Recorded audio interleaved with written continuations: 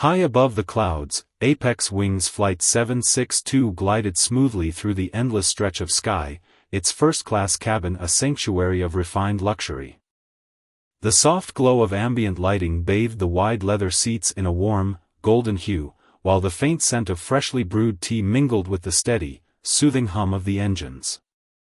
Every detail, the plush cushions, the polished wood trim, the attentive yet unobtrusive service, whispered of sophistication, a carefully crafted haven suspended miles above the earth. Passengers reclined in quiet comfort, some sipping drinks, others lost in their own worlds, cocooned in an atmosphere designed to make them forget the chaos of the ground below. Among them sat Lena, a 38-year-old woman whose presence radiated a quiet, unshakable authority.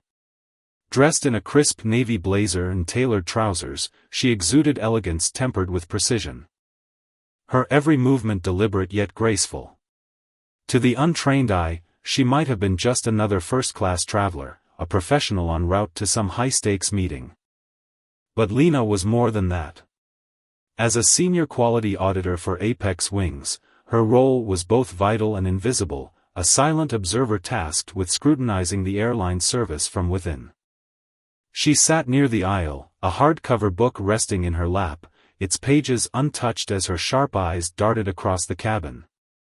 The tone of the flight attendants' voices, the speed of their responses, the subtle shifts in the passengers' moods, nothing escaped her notice. Tucked away in her bag, a notebook waited, ready to capture every observation in her meticulous script. For Lena, this was routine, a dance she'd perfected over years of blending in while standing apart. But not everyone saw her that way. David Cole, a middle-aged businessman seated a few rows ahead, couldn't seem to keep his eyes off her. His tailored suit clung to his frame like a second skin, and the gleam of his expensive wristwatch caught the light with every restless twitch of his hand.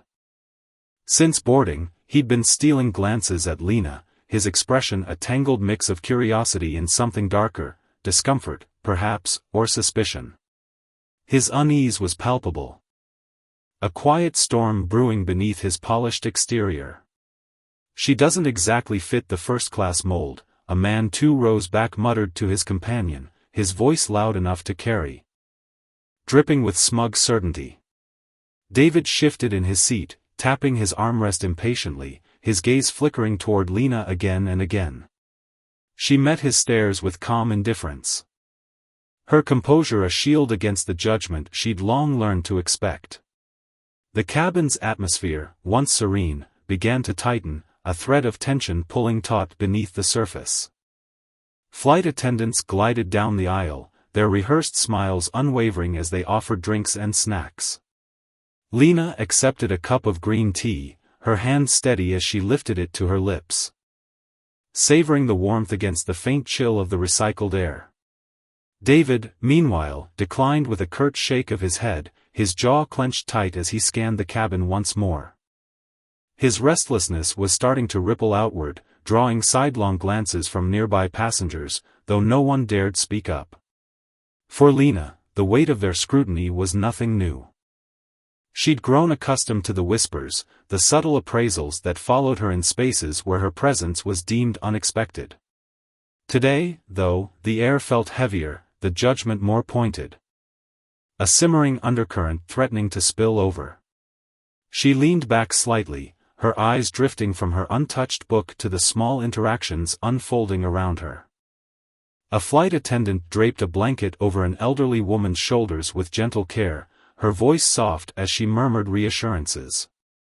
Another exchanged light banter with a young woman by the window, her laughter bright against the cabin's muted hum. Lena noted their professionalism with quiet approval, but her attention kept snagging on David.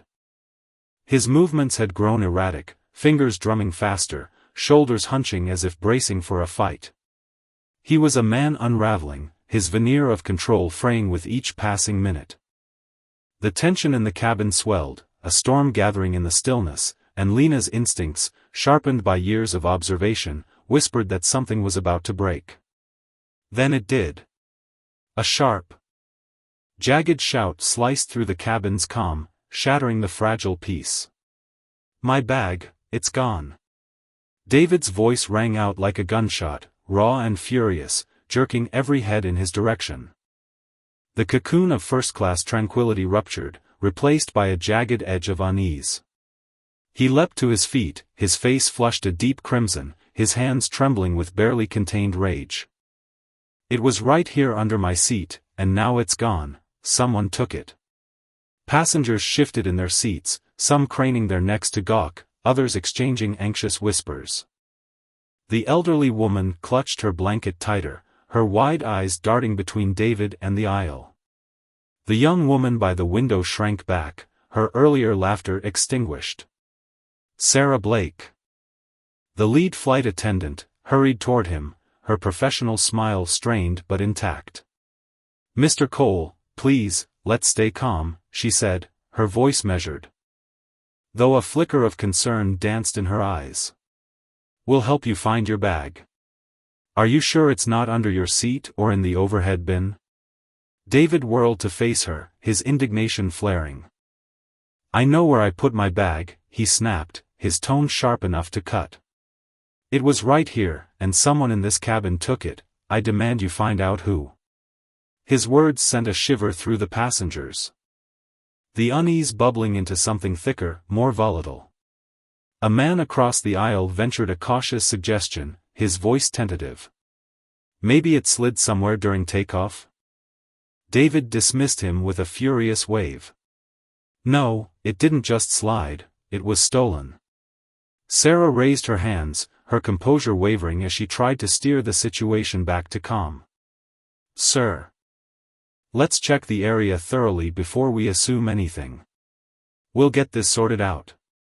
But David's anger only swelled, his fists clenching at his sides. "Assume? You think I'm making this up? My bag didn't vanish into thin air." His eyes swept the cabin, wild and accusing, searching for a target. The whispers among the passengers grew louder, a restless murmur threading through the air. The young woman by the window spoke up, her voice soft but steady. "Maybe if we all just checked around our seats," David cut her off, his words a whip crack. "I don't need your suggestions. This is first class, not some free-for-all where people grab whatever they want." The sharpness of his tone silenced her, her face flushing as she sank deeper into her seat. Sarah's hands hovered in the air, her attempt to de-escalate faltering under the weight of David's fury.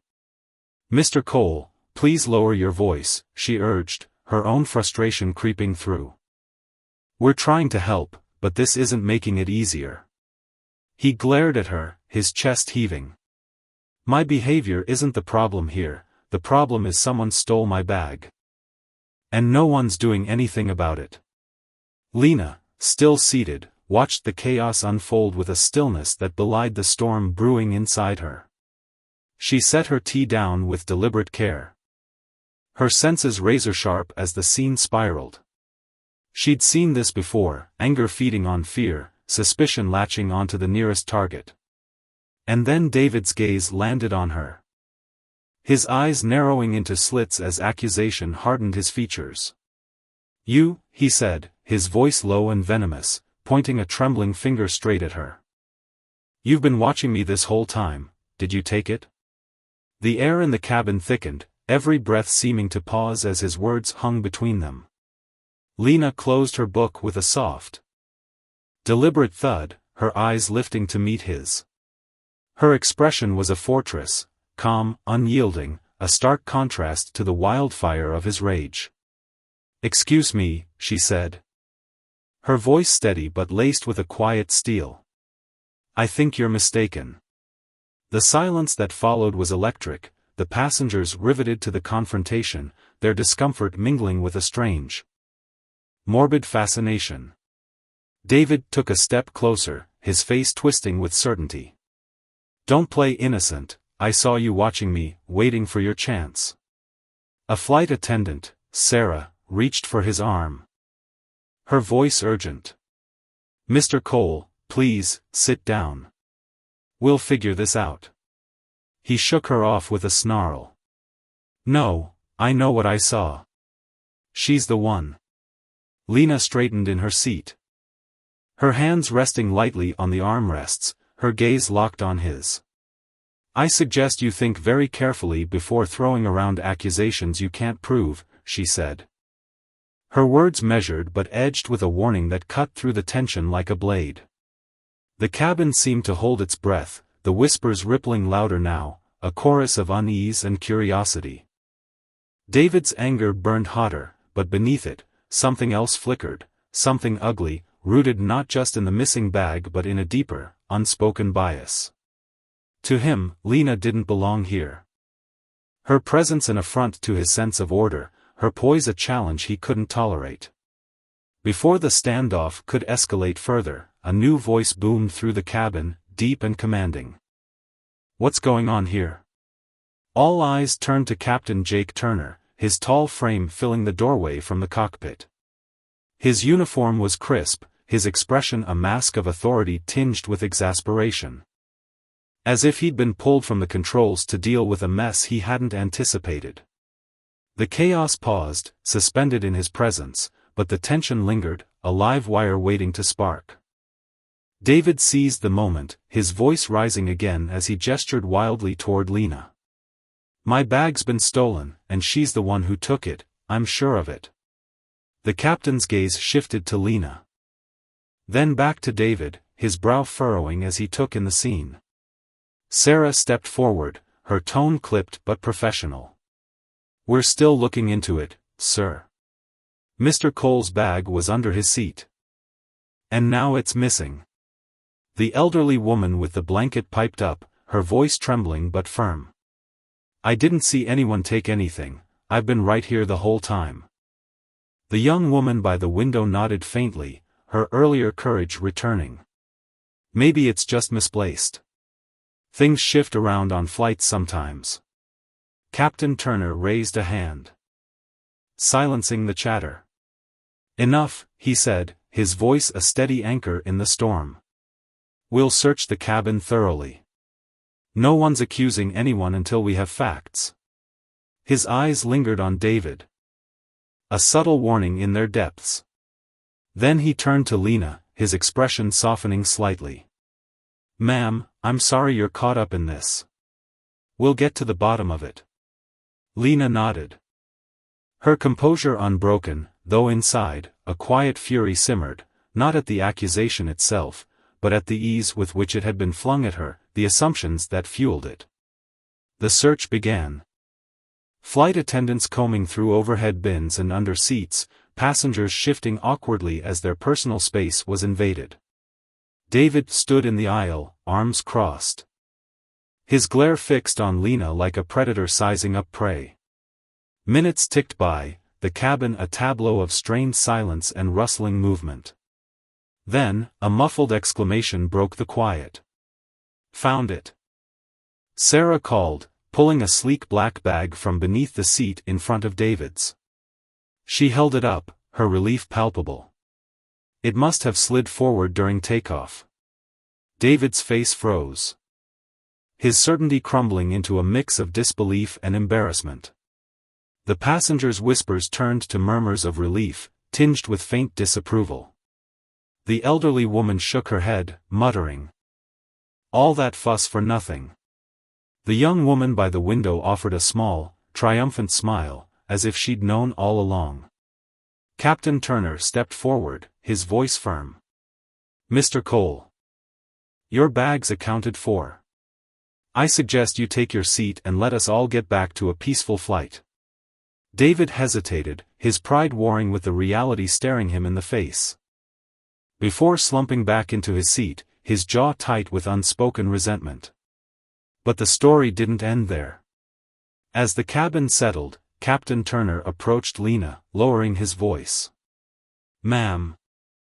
I owe you an apology, and an explanation. You're one of ours, aren't you? Quality auditor? Lena's lips curved into a faint, knowing smile. I am, she confirmed, her tone quiet but resonant. The captain nodded, respect flickering in his eyes. Thought so. Your report's going to be interesting after this. He straightened, addressing the cabin with a final, pointed statement. Let this be a lesson: jumping to conclusions doesn't just disrupt a flight. It shows us who we really are when we think no one's watching. The words hung in the air, heavy with meaning. David stared out the window, his silence louder than his earlier outburst, the weight of his actions sinking in. Lena reopened her book, but her mind was elsewhere. Tracing the threads of justice woven through the ordeal. She'd seen power abused before, small, petty tyrannies like David's, born from prejudice and unchecked entitlement. But she'd also seen it corrected, not by force, but by truth, by the quiet strength of those who refused to bend. The flight continued, the hum of the engines a steady pulse beneath the restored calm. But the lesson lingered, a reminder that consequences catch up, and justice, though slow, has a way of finding its mark. The air inside the cramped airplane cabin hung heavy, thick with unspoken suspicion and the faint hum of the engines vibrating through the seats. David Cole's piercing gaze swept across the rows of passengers like a hawk searching for prey. His eyes glinting with a dark, unrelenting intensity. Each face he passed seemed to shrink under the weight of his scrutiny, as though they could feel the accusation radiating from him. When his stare finally settled on Lena Harper, it didn't just linger, it burrowed into her, narrowing with a venomous certainty that made the hairs on the back of her neck prickle. "You," he said. His voice slicing through the stale cabin air like a freshly sharpened blade, cold and unforgiving. "You've been watching me since the moment we stepped onto this plane. Always glancing over here. Pretending to be lost in that book of yours. Did you take it?" Lena's head lifted slowly from the page she'd been staring at, though her mind had long since drifted from the words. Her movements were deliberate, almost theatrical in their calm, as she placed the worn paperback onto the tray table with a soft thud. The hostility in David's tone washed over her like a bitter wind. But her composure remained a fortress, unshaken, impenetrable. "Excuse me," she replied, her voice steady as a metronome, each syllable measured yet carrying an undercurrent of steel. "Are you accusing me of stealing your bag?" Her dark eyes met his, unflinching, daring him to push further. David took a step closer, his boots scuffing against the carpeted aisle. His broad frame loomed larger in the confined space, and the flight attendant, Sarah Blake, a woman with tired eyes and a practiced smile, reached out a hesitant hand to stop him. He brushed her off as if she were a fly buzzing too close, his focus locked solely on Lena. "I find it awfully suspicious," he growled. His voice rising just enough to draw the attention of the passengers nearby, "that you've been keeping tabs on me this entire flight. And now, surprise, my bag's gone. Care to explain that?" Lena leaned back slightly in her seat, the cheap fabric creaking under her weight. Her expression was one of calculated disbelief, a faint arch of her brow betraying the absurdity she felt. "I don't need to explain anything," she said coolly, her words crisp and unyielding. "Your assumptions are baseless, and frankly, they're insulting." The tension in the cabin thickened like fog rolling in over a restless sea. Heads turned, some passengers leaning forward with wide-eyed curiosity, others sinking deeper into their seats, clutching their armrests as if the confrontation might spill over into their personal space. Whispers fluttered through the air, soft, conspiratorial murmurs that carried both intrigue and unease.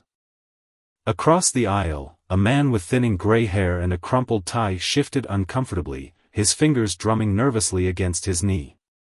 "Mr. Cole," he ventured, his voice trembling slightly as if testing fragile ice, "maybe we should just let the crew handle this." Accusing people without proof, he trailed off, his courage faltering under David's glare. "Proof?" David snapped, whirling to face the man with a ferocity that made him flinch. "I've got plenty of proof. She's been eyeing me this whole time, and now my bag's missing. Connect the dots." His voice climbed higher, a jagged edge of desperation cutting through it as he thrust a finger back toward Lena. Her jaw tightened imperceptibly, a flicker of strain beneath her calm exterior. Yet when she spoke, her tone remained as smooth as glass. "Perhaps you should connect the dots yourself, Mr. Cole," she said, her words laced with quiet defiance. "Misplacing something doesn't give you license to fling wild accusations at strangers." The sharpness of her retort hung in the air. A silent challenge that seemed to momentarily still the restless energy around them. But David wasn't finished. His mouth opened, ready to fire back, when Sarah stepped forward. Her posture straightening as she shed her earlier hesitance for something more commanding. "Enough, Mr. Cole," she said, her voice ringing with authority that belied her exhaustion. "You need to sit down. I'll personally see to it that your bag is found, but this behavior stops now." Her hazel eyes locked onto his, unwavering, a silent promise that she wouldn't back down. David hesitated, his chest heaving as frustration churned within him. His face was a storm cloud, dark with indignation, furrowed with lines of stubborn resolve. His body remained taut. Muscles coiled as if he might lunge back into the argument at any moment. A woman too rose back, her hair pulled into a messy bun and her patience visibly frayed. Let out an audible sigh that cut through the standoff. "This is ridiculous," she muttered, loud enough for the surrounding seats to hear. "Just check under the seats and be done with it." Her words, practical yet tinged with exasperation, seemed to jolt David from his spiraling fury, if only for a heartbeat. He shot Lena one last searing glare, his lips twitching as though biting back a curse. Before retreating to his seat with grudging steps. Sarah stepped aside, her expression a mix of relief and lingering irritation as she watched him settle. The cabin fell into an uneasy hush. The kind that follows a storm when the wind dies but the clouds still loom. Lena reached for her book again. Her fingers brushing the cover with a quiet grace that belied the turmoil swirling around her. She opened it, but her eyes didn't track the lines of text, her mind was elsewhere. Replaying the confrontation, feeling the weight of unseen stares boring into her. Some passengers cast furtive glances her way. Their silent judgments weaving a web of doubt that she could sense without looking up. David, meanwhile, simmered in his seat across the aisle. His hands gripped the armrest so tightly his knuckles whitened, his breath coming in short, angry bursts. Every few seconds, his gaze darted toward Lena. As if willing her to crack under the pressure of his suspicion. The fragile peace didn't last long. Unable to contain the fire raging inside him, he surged to his feet again. Storming down the aisle until he stood just inches from Lena's row. "You're the only one who's been watching me," he barked, his voice a jagged blade cutting through the quiet. He jabbed a trembling finger at her, his face flushed with a mix of fury and triumph. "Don't act like you don't know what I'm talking about." Lena, who had been turning a page with deliberate slowness, looked up at him. She closed the book with a soft snap and set it aside. Meeting his wild stare with an icy calm that seemed to unnerve him further. "I don't know what you mean," she said, her voice even but edged with a quiet strength. "I've been sitting here, reading. If your bag is missing, it has nothing to do with me." Her words were a shield, deflecting his onslaught with a precision that only fueled his rage. "Don't lie to me." David's voice cracked as his frustration boiled over. "You've been keeping an eye on me since we boarded, like you were waiting for the perfect moment. Where is it?" His accusation drew a sharp gasp from a woman seated nearby, her hand flying to her mouth as if she'd stumbled into a scene from a thriller. The whispers in the cabin swelled. A chorus of hushed voices bouncing between disbelief and morbid fascination. Some passengers craned their necks, their eyes darting between David and Lena like spectators at a tense match. While others averted their gazes, shrinking into their seats as the confined space grew suffocating. Lena's expression didn't waver, but her tone hardened. A steely resolve threading through her words. "You're making serious allegations without a shred of evidence," she said, her voice rising just enough to carry over the murmurs. "I suggest you stop before you embarrass yourself further." Her calm defiance was a stark contrast to David's unraveling composure, and it seemed to strike a nerve. His face reddened, his fists clenching at his sides as he leaned closer. "Evidence? You're acting guilty enough already," he spat, his voice trembling with the weight of his conviction. A woman seated a row behind Lena, her glasses perched low on her nose, spoke up, her voice tentative but clear. "Mr. Cole, maybe you should take a step back," she said, clutching her purse tighter as if it might shield her from his wrath. "Accusing someone without proof isn't fair." David whipped around, his eyes blazing. "Stay out of this," he snapped. "You don't know what's going on." The woman recoiled, her shoulders hunching as she sank back into her seat, her brief bravery extinguished. The whispers grew louder, a restless hum of opinions clashing in the air. Some passengers muttered their disapproval of David's outburst, their voices low but pointed, while others murmured agreement with his suspicions. Casting sidelong glances at Lena, she took a slow, deliberate breath, her calm demeanor a lighthouse amidst the storm. "If you've misplaced your bag, Mr. Cole, that's unfortunate," she said. Her words measured yet piercing. "But I won't allow you to harass me because you're upset." David loomed over her, his shadow stretching across her seat. "Harass you?" he sneered. "Is that what you call it? You're not answering my question. If you're innocent, why are you so defensive?" His voice dripped with accusation, each word a hammer striking at her resolve. Lena didn't flinch. She straightened in her seat, her gaze locking onto his with an intensity that matched his own. "Defensive? No," she said, her voice cutting through the tension like a blade. "I'm standing up for myself.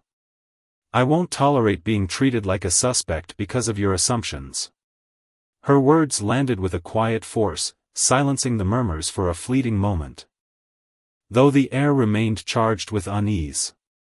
Another man, seated across the aisle with a newspaper crumpled in his lap, cleared his throat.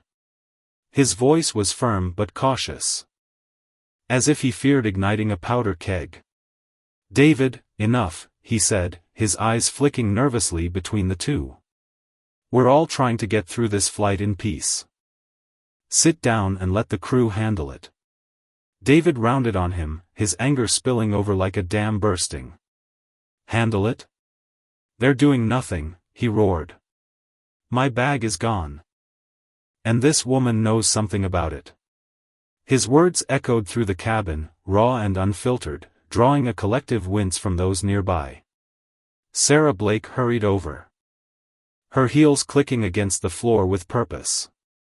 She planted herself between David and Lena, her frame a fragile but determined barrier.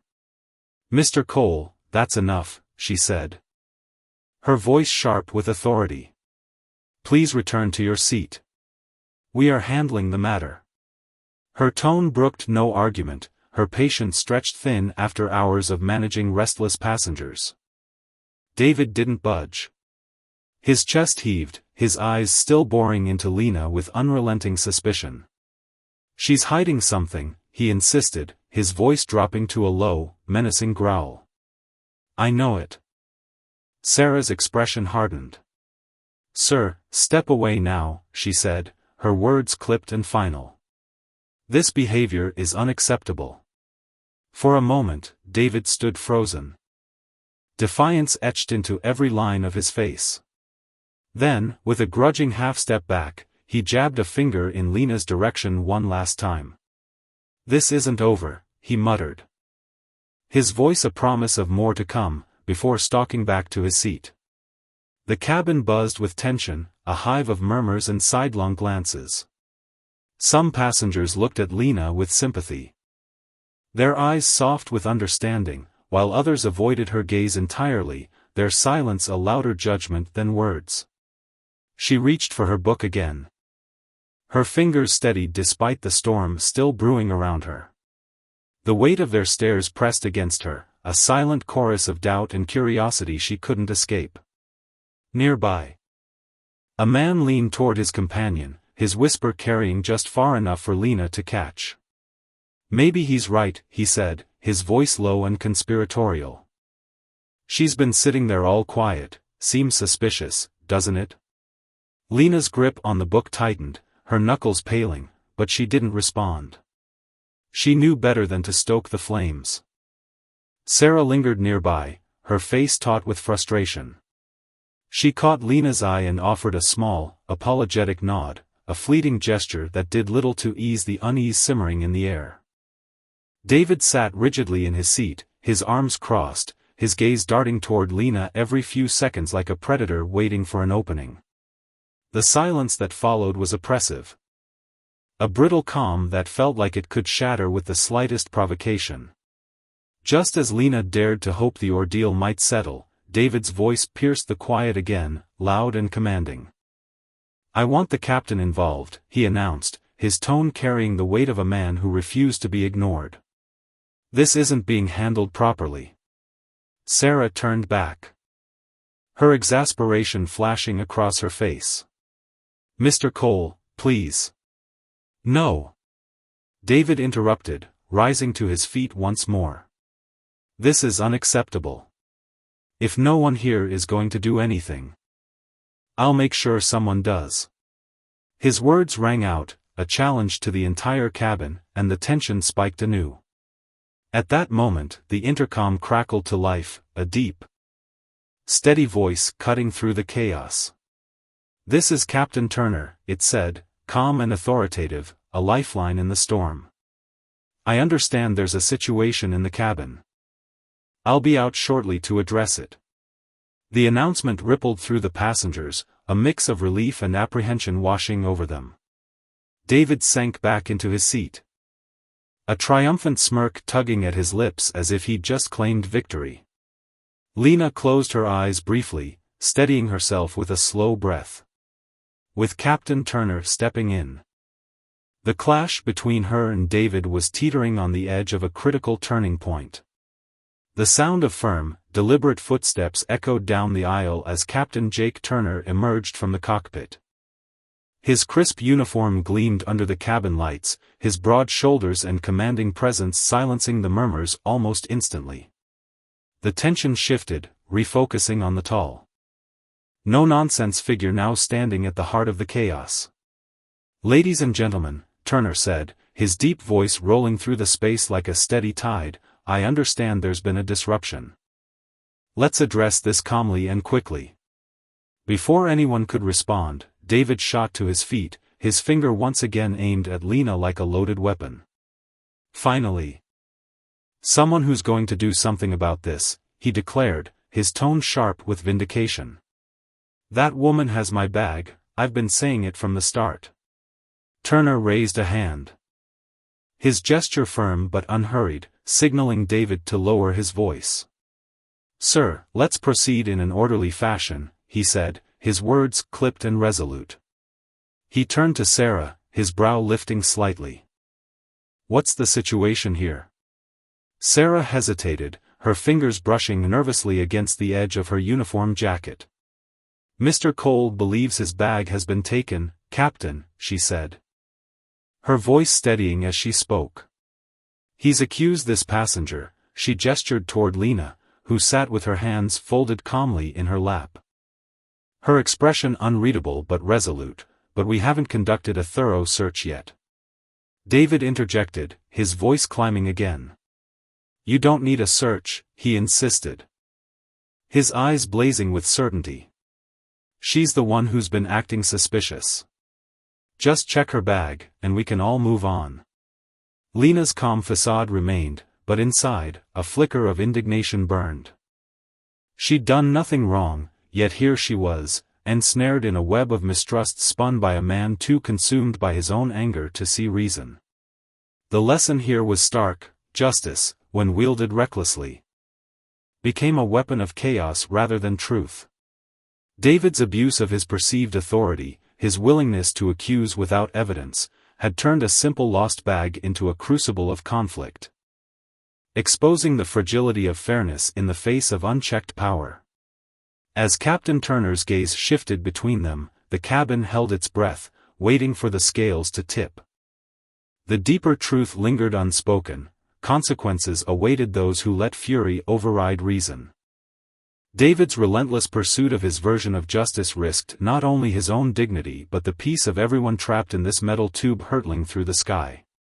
And Lena, steadfast in her innocence, embodied the quiet strength of standing firm against baseless blame, a reminder that true justice demanded evidence, not emotion. The air inside the cramped airplane cabin hung heavy with tension, thick enough to choke on, as Lena Harper sat rigid in her seat, her dark eyes narrowing into slits. She tilted her head upward, locking her gaze onto Captain Jake Turner, who loomed above her like a storm cloud threatening to break. Her voice sliced through the silence, steady as a blade but laced with a bitter edge that could cut glass. "So, let me make sure I've got this right," she began, each word deliberate, dripping with barely restrained fury. "You're going to zero in on me, rummage through my things, all because some guy, who doesn't even have a shred of proof, points a finger my way." Her question wasn't just a challenge. It was a spotlight, illuminating the absurdity of the moment and the fragile threads of justice dangling before them all.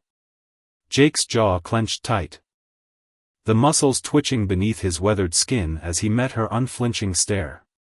Around him, the weight of dozens of passenger eyes pressed down like a physical force, their collective judgment buzzing in the stale air. He could feel it, their impatience, their curiosity, their unspoken demands for him to do something, anything, to untangle this mess. His broad shoulders stiffened under his crisp uniform, the insignia on his chest glinting faintly in the dim cabin light. He knew he was walking a tightrope here. One wrong step away from losing control of the situation, or worse, his authority. "This isn't about targeting you personally, Ms. Harper," he said, his tone measured, each syllable chosen with the care of a man defusing a bomb. "It's just protocol, a necessary step to put this issue to rest. I'm asking for your cooperation, ma'am." His words were calm, but beneath them simmered a quiet desperation to keep the peace. Lena leaned back in her seat, her posture unyielding, like a statue carved from defiance. The cheap fabric of the airplane chair creaked faintly under her weight, but she didn't flinch. "Protocol?" she echoed, her voice sharp with incredulity, the word itself a mockery as it hung in the air. "Since when does protocol mean letting one person's baseless hunch call the shots? Or is this just a handy little justification for you to avoid asking harder questions?" Her eyes flickered with a cold fire, daring him to answer, to admit the flimsiness of the ground he stood on. She wasn't just defending herself, she was peeling back the layers of power and prejudice that had landed her in this spotlight, and she wanted everyone to see it. From a few rows ahead, David Cole let out a scoff, loud and abrasive, his arms crossing over his chest like a shield. His suit jacket wrinkled as he shifted, the once sharp lines of his businessman persona now sagging under the weight of his own arrogance. "Look at her," he sneered, his voice oily with disdain. "She's dodging the issue. If she's got nothing to hide, why's she making a fuss about showing her bag?" His smirk was a challenge, a taunt, as if he'd already won the argument in his own mind. He leaned forward slightly, his elbows digging into his knees, waiting for the crowd to rally behind him. The murmur of agreement came quickly, rippling through the cabin like a gust of wind. A man a few rows back, a wiry figure with thinning hair and a rumpled shirt, piped up, his voice tinged with impatience that bordered on irritation. "Come on, just open the damn thing already," he grumbled, slumping back in his seat. "Let's not turn this into a three-act play." His words drew a few nods from nearby passengers, their restlessness growing palpable. A chorus of frustration building in the confined space. Lena's head snapped toward the man, her gaze icy and unyielding, a predator sizing up its prey. "It's amazing, isn't it?" she said. Her tone low but cutting, each word laced with a quiet fury. "How fast people toss out decency when it's not their neck on the line." Her eyes bore into him, and for a moment, the man faltered, his bravado shrinking under her stare. He muttered something unintelligible, a half-hearted protest, before sinking deeper into his seat, his face flushed with the sting of her rebuke. "Enough!" Jake barked, his voice rising above the brewing storm, firm and unyielding. The captain's tone carried the weight of command, slicing through the chatter like a gavel. "Let's keep this civil. Mess. Harper, I promise you, this is just to settle things quickly." He held her gaze, his expression a mix of resolve and plea, hoping she'd relent before the situation spiraled further out of his grasp. The cabin fell into a deathly hush, every breath held, every eye trained on Lena. The faint hum of the plane's engines vibrated through the floor, a distant reminder of their shared confinement thousands of feet above the earth. She sat still, her fingers tightening around the armrests, her mind racing. She could feel the weight of their stares, some hostile, some curious, all expectant, and it pressed against her chest like a vice. After what felt like an eternity, she let out a slow, deliberate exhale, her breath hissing through her teeth. With a curt gesture, she pointed to the small canvas bag resting on the floor beside her seat. "Fine," she said, her voice clipped, sharp enough to draw blood. "If this is what it takes to shut down this ridiculous charade, go ahead. But don't kid yourself, this isn't procedure. It's you caving to a loudmouth with no backbone." Her words landed like a slap, and a flicker of unease passed through the cabin.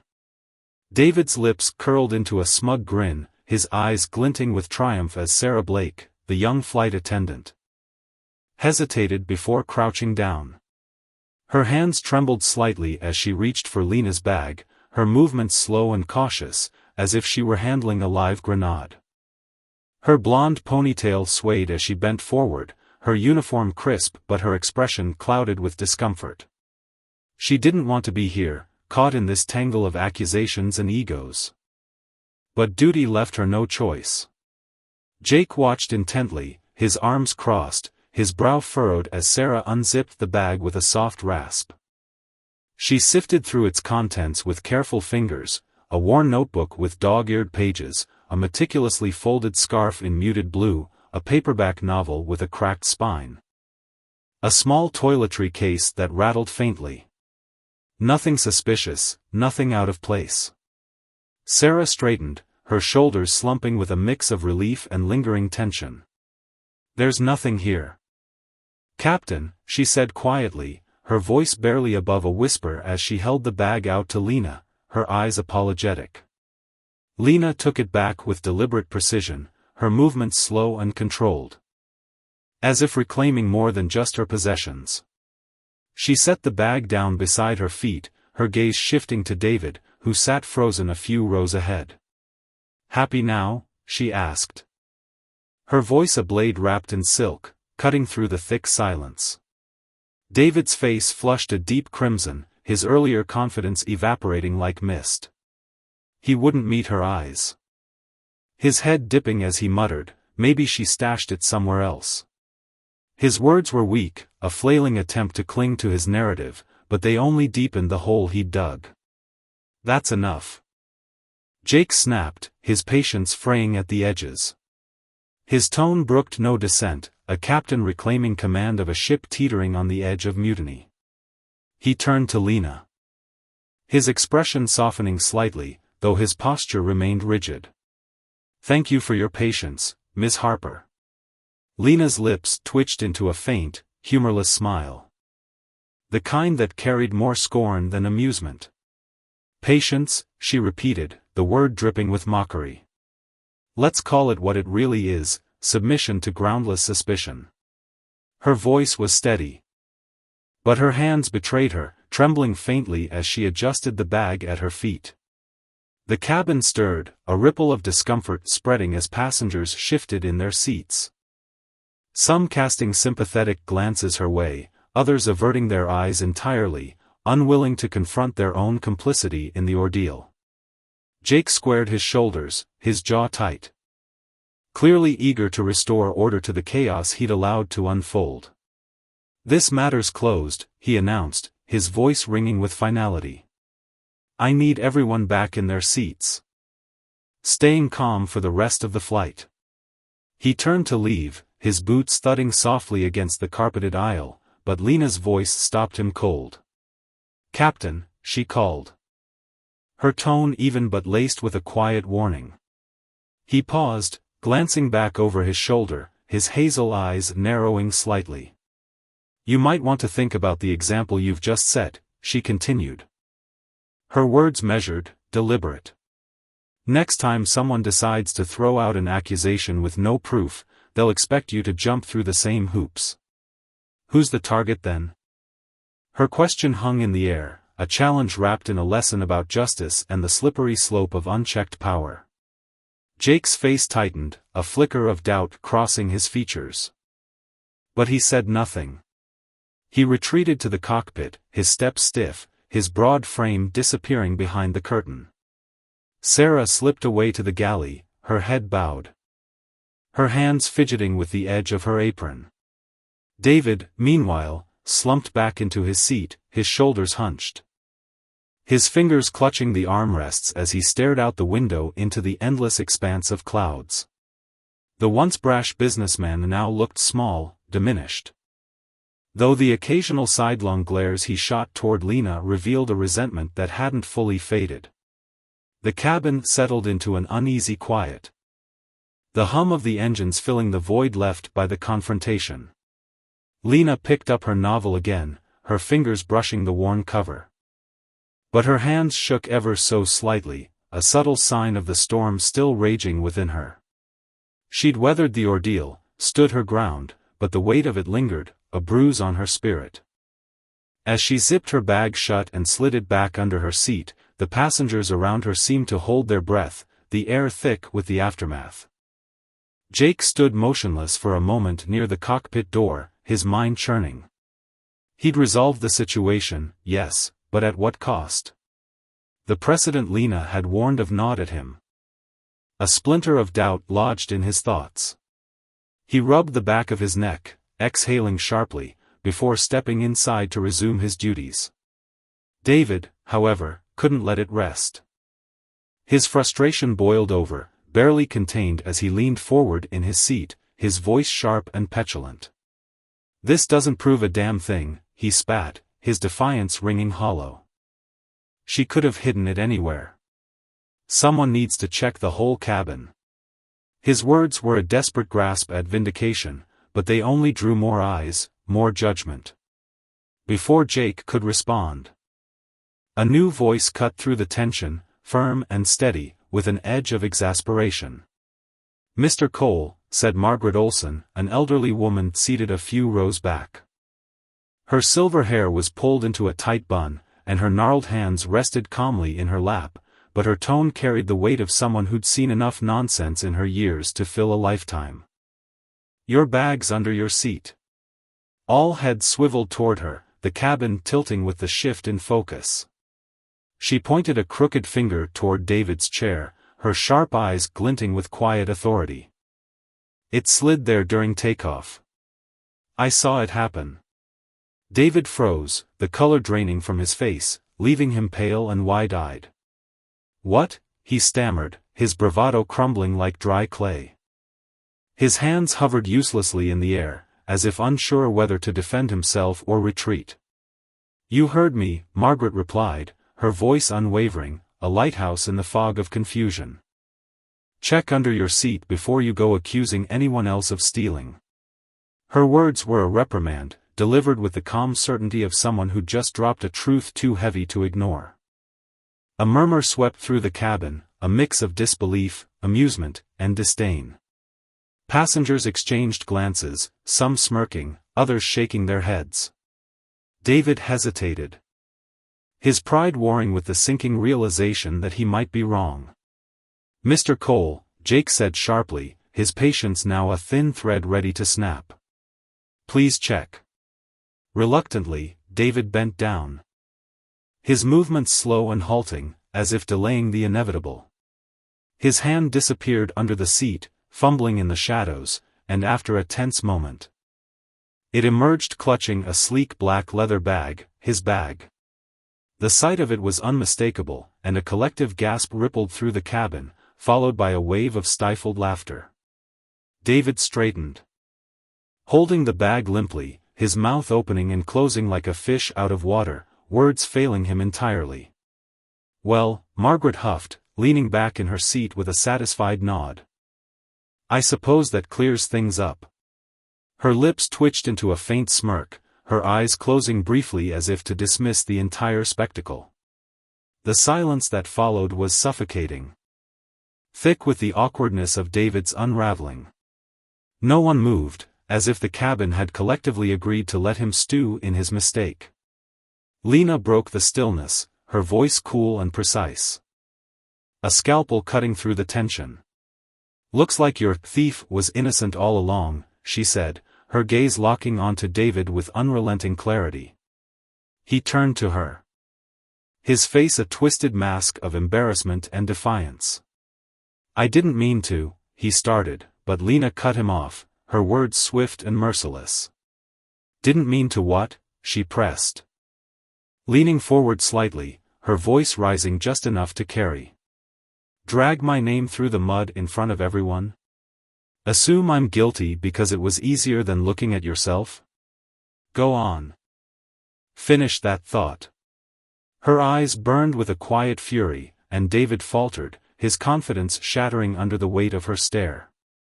"You owe her an apology," Margaret interjected, her voice sharp and commanding, slicing through the silence like a whip. She sat up straighter, her frail frame radiating a strength that belied her age. David shifted uncomfortably, his fingers tightening around the bag until his knuckles whitened. I apologize," he mumbled, the words barely audible, a grudging concession forced out of him. "Louder!" someone muttered from the back, a low voice that sparked a ripple of hushed laughter. David's face burned brighter, a deep scarlet that crept up his neck. "I'm sorry," he said, louder this time, though the sincerity was thin, strained. He sank back into his seat, turning away to avoid the sea of eyes, his posture shrinking with every second. The cabin erupted into whispers. Passengers leaning toward one another, their voices a low hum of commentary. "Unbelievable," one man said to his seatmate, shaking his head. "Jumping the gun like that without even checking." Another nodded, adding, "All that noise for nothing." Jake raised a hand, his voice cutting through the chatter with practiced authority. "Ladies and gentlemen," he said, calm but firm, "the situation's handled. Please stay seated and let the crew take care of you for the rest of the flight." His words brought a fragile order, but the tension lingered, a current running beneath the surface. Lena settled back into her seat, her expression unreadable as she picked up her book. She opened it to the same page she'd been on, but her eyes didn't move, fixed in a distant stare. Inside, her mind churned, relief warring with the bitter taste of being forced to prove her innocence. David sat stiffly, clutching his bag like a lifeline, his gaze darting nervously around the cabin. The once dominant figure now looked small, almost pathetic, his disgrace a public spectacle etched into the memory of everyone aboard. Margaret, satisfied with her role in dismantling the chaos, leaned back and closed her eyes, a faint mutter escaping her lips about drama queens at 30,000 feet. The whispers among the passengers continued, their gazes flitting toward Lena, some with sympathy, others with embarrassment, and a few with the quiet judgment of those who'd silently sided with David. It was a familiar mix, one she'd faced before, but it didn't dull the sting. Sarah approached Lena cautiously, her steps soft against the carpeted aisle. "Miss Harper," she said, her voice low and tentative, "on behalf of the crew, I'm so sorry for the trouble you've been through." Her hands twisted together. Her blue eyes wide with genuine regret. Lena looked up, her expression softening just enough to acknowledge the gesture. "Thanks," she said simply, her voice steady but distant. She returned to her book, though her thoughts were far from the pages. The ordeal had exposed more than just David's folly, it had laid bare the fragility of justice. The ease with which power could bend to whims and whispers. And as the plane droned on through the sky, the lesson settled into the cabin like a quiet shadow. Unchecked accusations could topple more than just one man's pride, they could unravel the thin veneer of fairness they all clung to. The atmosphere in the first-class cabin of the plane was thick with an unsettling quiet, the kind that presses down on you like a weight you can't shake off. Lena Harper sat in her seat. Her face a mask of calm that barely concealed the icy edge beneath it. Her lips parted slightly as she murmured, "That's one way to put it," her voice low and deliberate, echoing with a faint trace of disdain. Across from her, Sarah Blake, the lead flight attendant, felt a flush of heat creep up her neck, her cheeks turning a vivid shade of red. She opened her mouth to respond, but the words tangled in her throat, leaving her stranded in an awkward silence. Lena, unimpressed, gave a dismissive shake of her head, her dark hair swaying slightly with the motion. With a flick of her wrist, she waved off the exchange as if swatting away a persistent fly. "Save it for your report," she said coolly, her tone final, leaving no room for further debate. At that moment, Captain Jake Turner emerged from the cockpit, his broad frame filling the narrow doorway at the front of the cabin. His face was a study in neutrality, his jaw set and his eyes scanning the passengers with a detached precision. He paused briefly, his gaze settling on Lena for a heartbeat longer than necessary. She met his look without flinching, her own expression unreadable, a silent challenge flickering in her dark eyes. Jake said nothing. His lips pressed into a thin line as he turned and retreated back to the safety of the cockpit, the door clicking shut behind him with a soft thud. The cabin seemed to exhale collectively. But the tension didn't dissipate, it lingered, heavy and oppressive, like a fog that refused to lift. The flight pressed on, the hum of the engines a constant droning backdrop to the strained silence that had settled over the passengers. What had once been a lively buzz of conversation among the first-class travelers, soft laughter, the clink of champagne glasses, the rustle of magazines, had evaporated, replaced by an awkward stillness.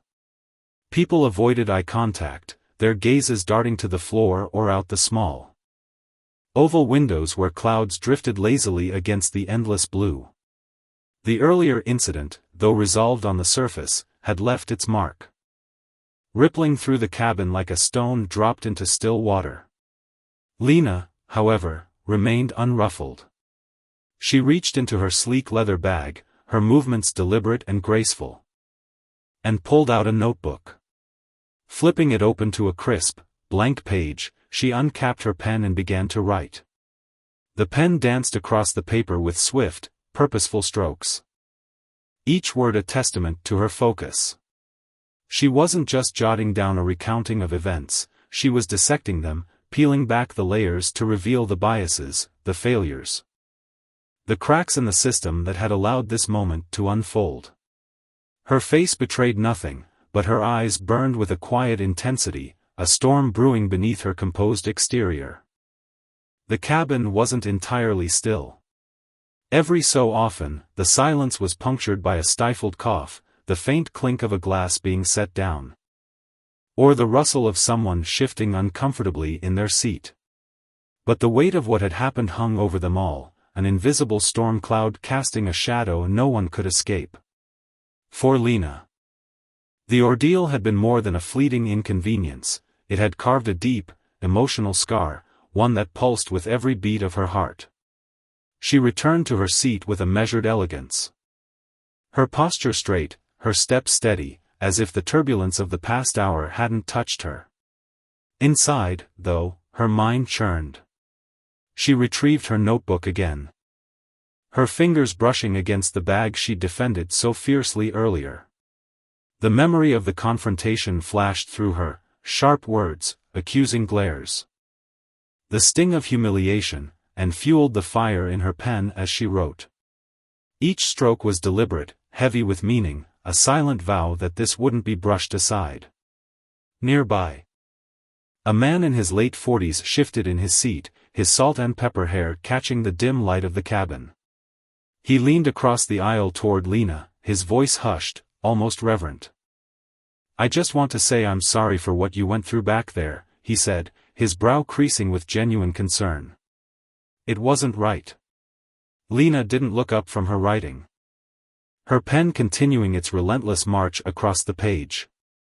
"Noted," she replied, her tone clipped, carrying an edge that made the man flinch. He hesitated, shifting his weight uncomfortably, his hands fidgeting in his lap. "I mean, I wasn't involved," he pressed, "but some of us didn't think it was fair either." At this, Lena paused, her pen hovering above the paper. She turned her head slightly, her gaze piercing as it met his. "I appreciate your sentiment," she said, her voice steady but cold, "but fairness isn't restored with whispers after the fact." The man shrank back, chastened, his shoulders slumping as he retreated into silence, the sting of her words lingering in the air. Across the aisle, a young woman with sharp features and a cascade of blonde hair muttered to her companion, her voice low but audible. "She doesn't have to be so icy about it. People are trying to be nice." Lena heard the comment, her ears attuned to every murmur around her, but her face remained impassive. The sympathy, offered so late, felt hollow to her, more like a performance than a genuine gesture. She pressed her pen harder into the page, the ink bleeding slightly as her thoughts sharpened. Meanwhile, David Cole sat 2 rows ahead, his knuckles white as he gripped the armrests of his seat. His bag, now safely stowed beside him, loomed like a silent accusation. A glaring reminder of the mistake that had spiraled out of control. Every so often, his eyes darted toward Lena, quick and furtive, but he couldn't hold her gaze. Whenever she glanced in his direction, he looked away, his Adam's apple bobbing as he swallowed hard. Clearing his throat, he spoke into the void, his voice barely above a whisper. "It was an honest mistake. Anyone could have thought the same thing." Lena's head snapped up, her eyes narrowing as her voice sliced through his feeble defense. "Anyone could have assumed the worst about someone they don't understand, is that what you're saying?"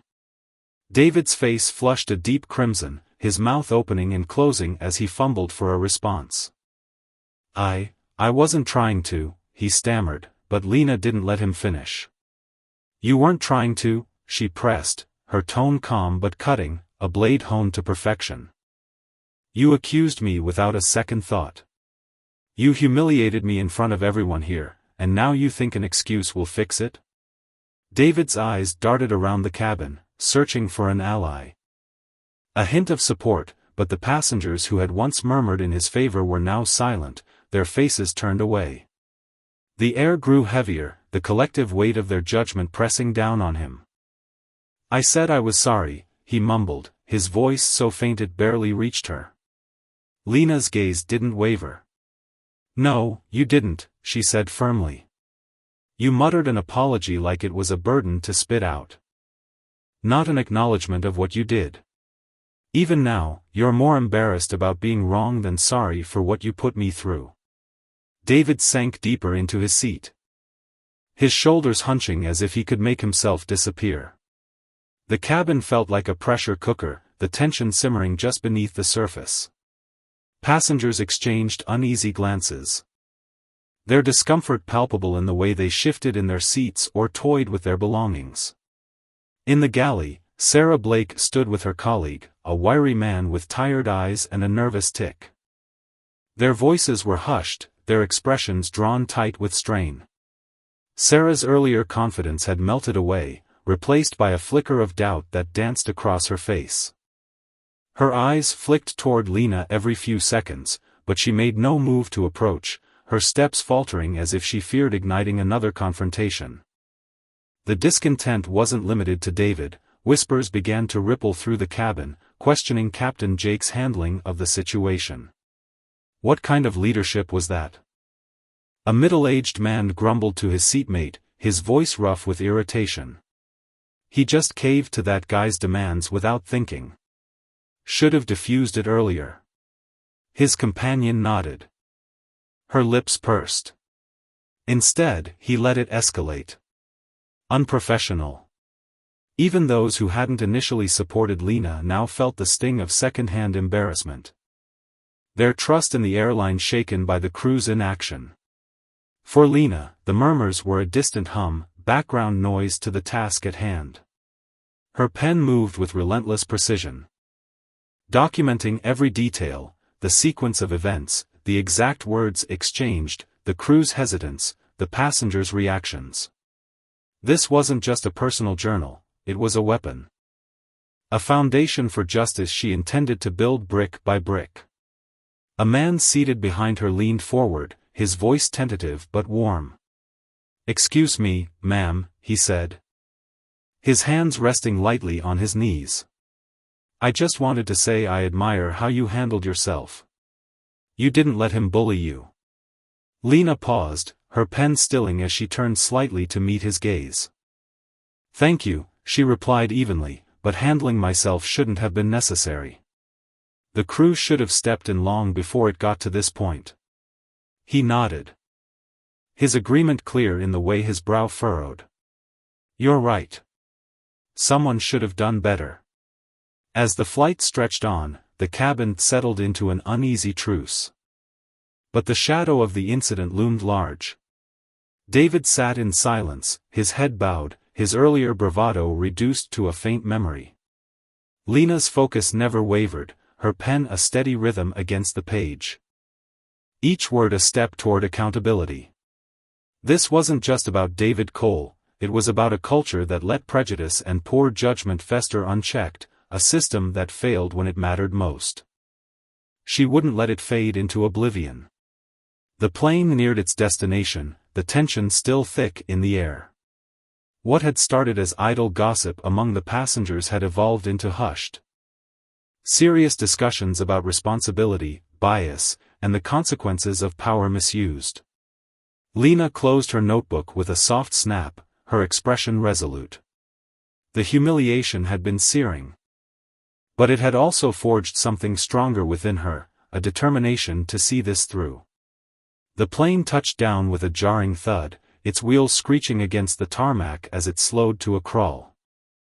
The usual announcements crackled over the intercom, safety reminders, gate information, but they sounded hollow, drowned out by the charged silence that lingered in the cabin. Passengers unbuckled their seat belts, the rustle of movement breaking the stillness. Lena remained seated, her hands resting calmly on her closed notebook as others scrambled to gather their belongings. 2 rows ahead, David Cole was a whirlwind of awkward energy. Yanking his bag from under the seat with jerky, frantic motions. His face was a mask of frustration and shame, his eyes avoiding the piercing stares of those around him. Every glance felt like a judgment, a silent condemnation that bore into him. He mumbled an apology to the man blocking his path, stepping clumsily into the aisle. The once confident businessman now seemed small, diminished, his shoulders hunched as he shuffled toward the exit. "Guess he's in a hurry now," someone muttered, just loud enough to carry. David froze for a split second, his breath catching, but he didn't turn around. He quickened his pace, nearly tripping over his own feet as he stumbled into the galley and toward the door. At the front of the plane, Captain Jake Turner stood near the exit, his expression a blank slate. He nodded mechanically to the passengers as they filed past. His farewells rote and devoid of warmth. But there was a tightness in his jaw, a flicker in his eyes that betrayed his unease. He wasn't just there out of duty, he was bracing for the fallout. When Lena rose from her seat, there was no hesitation in her movements. She slung her bag over her shoulder with a quiet confidence, her step steady as she walked toward the door. The storm had passed, but its lessons lingered, about justice, about the cost of unchecked power, about the scars left when systems fail. For Lena, this was only the beginning. As Lena Harper stepped forward through the crowded aisle of the plane, a ripple of awareness spread among the passengers nearest to her. Heads turned subtly, eyes flickering with curiosity or unease. And bodies shifted ever so slightly, creating an unspoken corridor for her to pass through. No one uttered a word, but the air thrummed with tension as she moved with deliberate grace toward the exit. Her presence carried a quiet power, an unshakable resolve that seemed to hum beneath her calm exterior. Jake Turner, the captain of Apex Wings Flight 762, stood near the doorway. His posture stiffening as he caught sight of her approaching. His dark eyes met hers, searching for something, perhaps a hint of deference. A softening of her demeanor that might ease the discomfort brewing in his chest. But Lena offered no such comfort. She stopped mere inches from him. Her gaze locking onto his with an intensity that felt like a physical weight. "Captain Turner," she began, her voice low and steady. Each syllable laced with a firmness that cut through the ambient noise of the disembarking crowd. "What you did today, your choices, your actions, they won't simply fade into the background." Jake blinked, visibly thrown off balance by her directness. His lips parted as if to respond, his mind scrambling for a defense. "Miss Harper, he started, but her hand rose swiftly. A silent command that halted his words mid-breath. "I hope you take a long, hard look at the weight of your role," she continued, her tone unwavering. "It's not just about keeping this plane in the air. It's about safeguarding the dignity of every single person on board." Her words hung there, sharp and unyielding. A mirror held up to his conscience. Before he could muster a reply, she turned away, the crisp click-click of her heel striking the floor like a metronome marking the end of their exchange. Jake stood rooted in place, his mouth still slightly agape, a flicker of unease settling into his features as the next wave of passengers surged past him. Their chatter filling the void she left behind. The terminal beyond was a whirlwind of motion, travelers darting toward gates, dragging suitcases. Their voices blending into a chaotic symphony of urgency. It stood in stark contrast to the charged stillness Lena had just walked away from. She moved through the throng with purpose. Her face a mask of composure, though her mind churned with a storm of thoughts. She could feel the weight of eyes on her. Some passengers from the flight whispered to one another in low tones. Their glances darting her way, quick and furtive. A few offered subtle nods, their expressions carrying a quiet respect, while others averted their gazes the moment she met them. As if afraid to acknowledge the confrontation they'd witnessed. Lena's steps carried her toward the baggage claim, her shoulders squared, her chin lifted. Inside. She was already piecing together her next move, her thoughts racing ahead to the report she'd begun drafting mid-flight. This wasn't over, not by a long shot. Near the conveyor belt. Amidst the hum of machinery and the shuffle of bags, she spotted Margaret Olson. The elderly woman was tugging her modest suitcase free, her silver hair catching the harsh fluorescent light. When Margaret glanced up and saw Lena, a small, knowing smile creased her weathered face. "Good for you, dear," she said, her voice warm but edged with a wry amusement. "Standing your ground back there, that took guts." Lena returned a nod, her lips curving faintly. "Thank you," she replied, her tone soft but tinged with regret. "It shouldn't have come to that. Though. I wish it hadn't. But I'm grateful for your support, it meant more than you know." Margaret let out a dry chuckle, her eyes twinkling with a mix of mischief and wisdom. "Reason's a rare bird these days, isn't it? You did what had to be done, and don't let anyone tell you otherwise." With a polite smile, Lena excused herself. Slipping away to a quieter corner of the terminal. She fished her phone from her bag, her fingers moving with practiced ease as she began typing. The email she'd started on the plane was still rough. A skeleton of facts and fury, but it was a start. She'd flesh it out later, polish it, sharpen it, but for now, she needed to get the bones of it down. This wasn't just about her. It was about accountability, about ensuring Apex Wings couldn't sweep this under the rug. Meanwhile, David Cole, the man whose baseless accusation had ignited this whole ordeal, was nowhere to be found. Lena had caught a glimpse of him earlier. His head ducked low as he hurried away from the baggage area, his suitcase bumping clumsily behind him. His retreat was frantic, almost comical in its desperation to vanish from the scene. She didn't linger on him long, though. Her thoughts didn't burn with anger or spite toward him, instead, they settled into a cool, analytical clarity. David wasn't just one reckless fool acting alone, he was a symptom, a glaring red flag of something rotten woven into the fabric of the airline's culture. A man like him didn't thrive in a vacuum.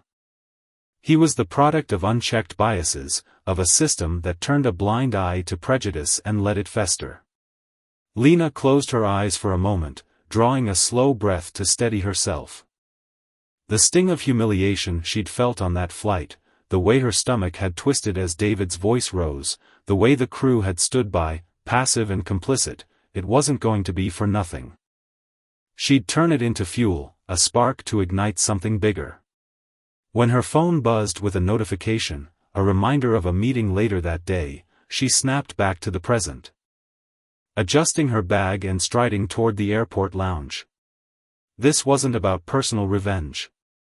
It was about justice, about dismantling the structures that let power be wielded so carelessly. Inside the lounge, the usual hum of travelers faded into a distant murmur as Lena claimed a secluded corner. She set her laptop on the table. The soft click of it opening sounding like a declaration of intent. Around her, people sipped coffee and scrolled through phones, oblivious to the mission unfolding in their midst. She wasn't here to relax, she was here to fight. The screen flared to life, and her fingers flew across the keyboard, words pouring out with a precision born of both anger and purpose. This report wasn't just a recounting of Flight 762's events, it was a dissection of everything that had gone wrong, a call to unravel the deeper flaws that had allowed it to happen.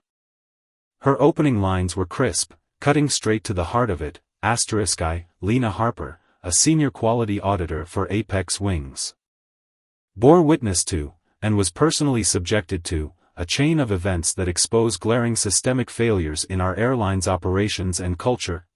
She laid it all out, step by excruciating step. David Cole's loud, unfounded claim that she'd stolen from him, the crew's hesitation, their refusal to step in as the situation spiraled.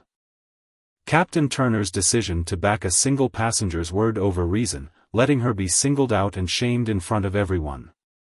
Lena's hands paused for a moment, hovering over the keys as she replayed it in her mind. She could still feel the heat creeping up her neck, the way her pulse had pounded as every eye on that plane turned toward her. But she didn't let the emotion overwhelm her now, she channeled it, weaving it into her analysis. The crew's inaction wasn't just a lapse, it was a betrayal of their duty to every passenger.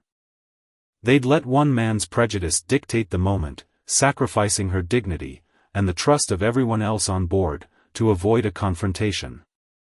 And Jake Turner? She pictured him again.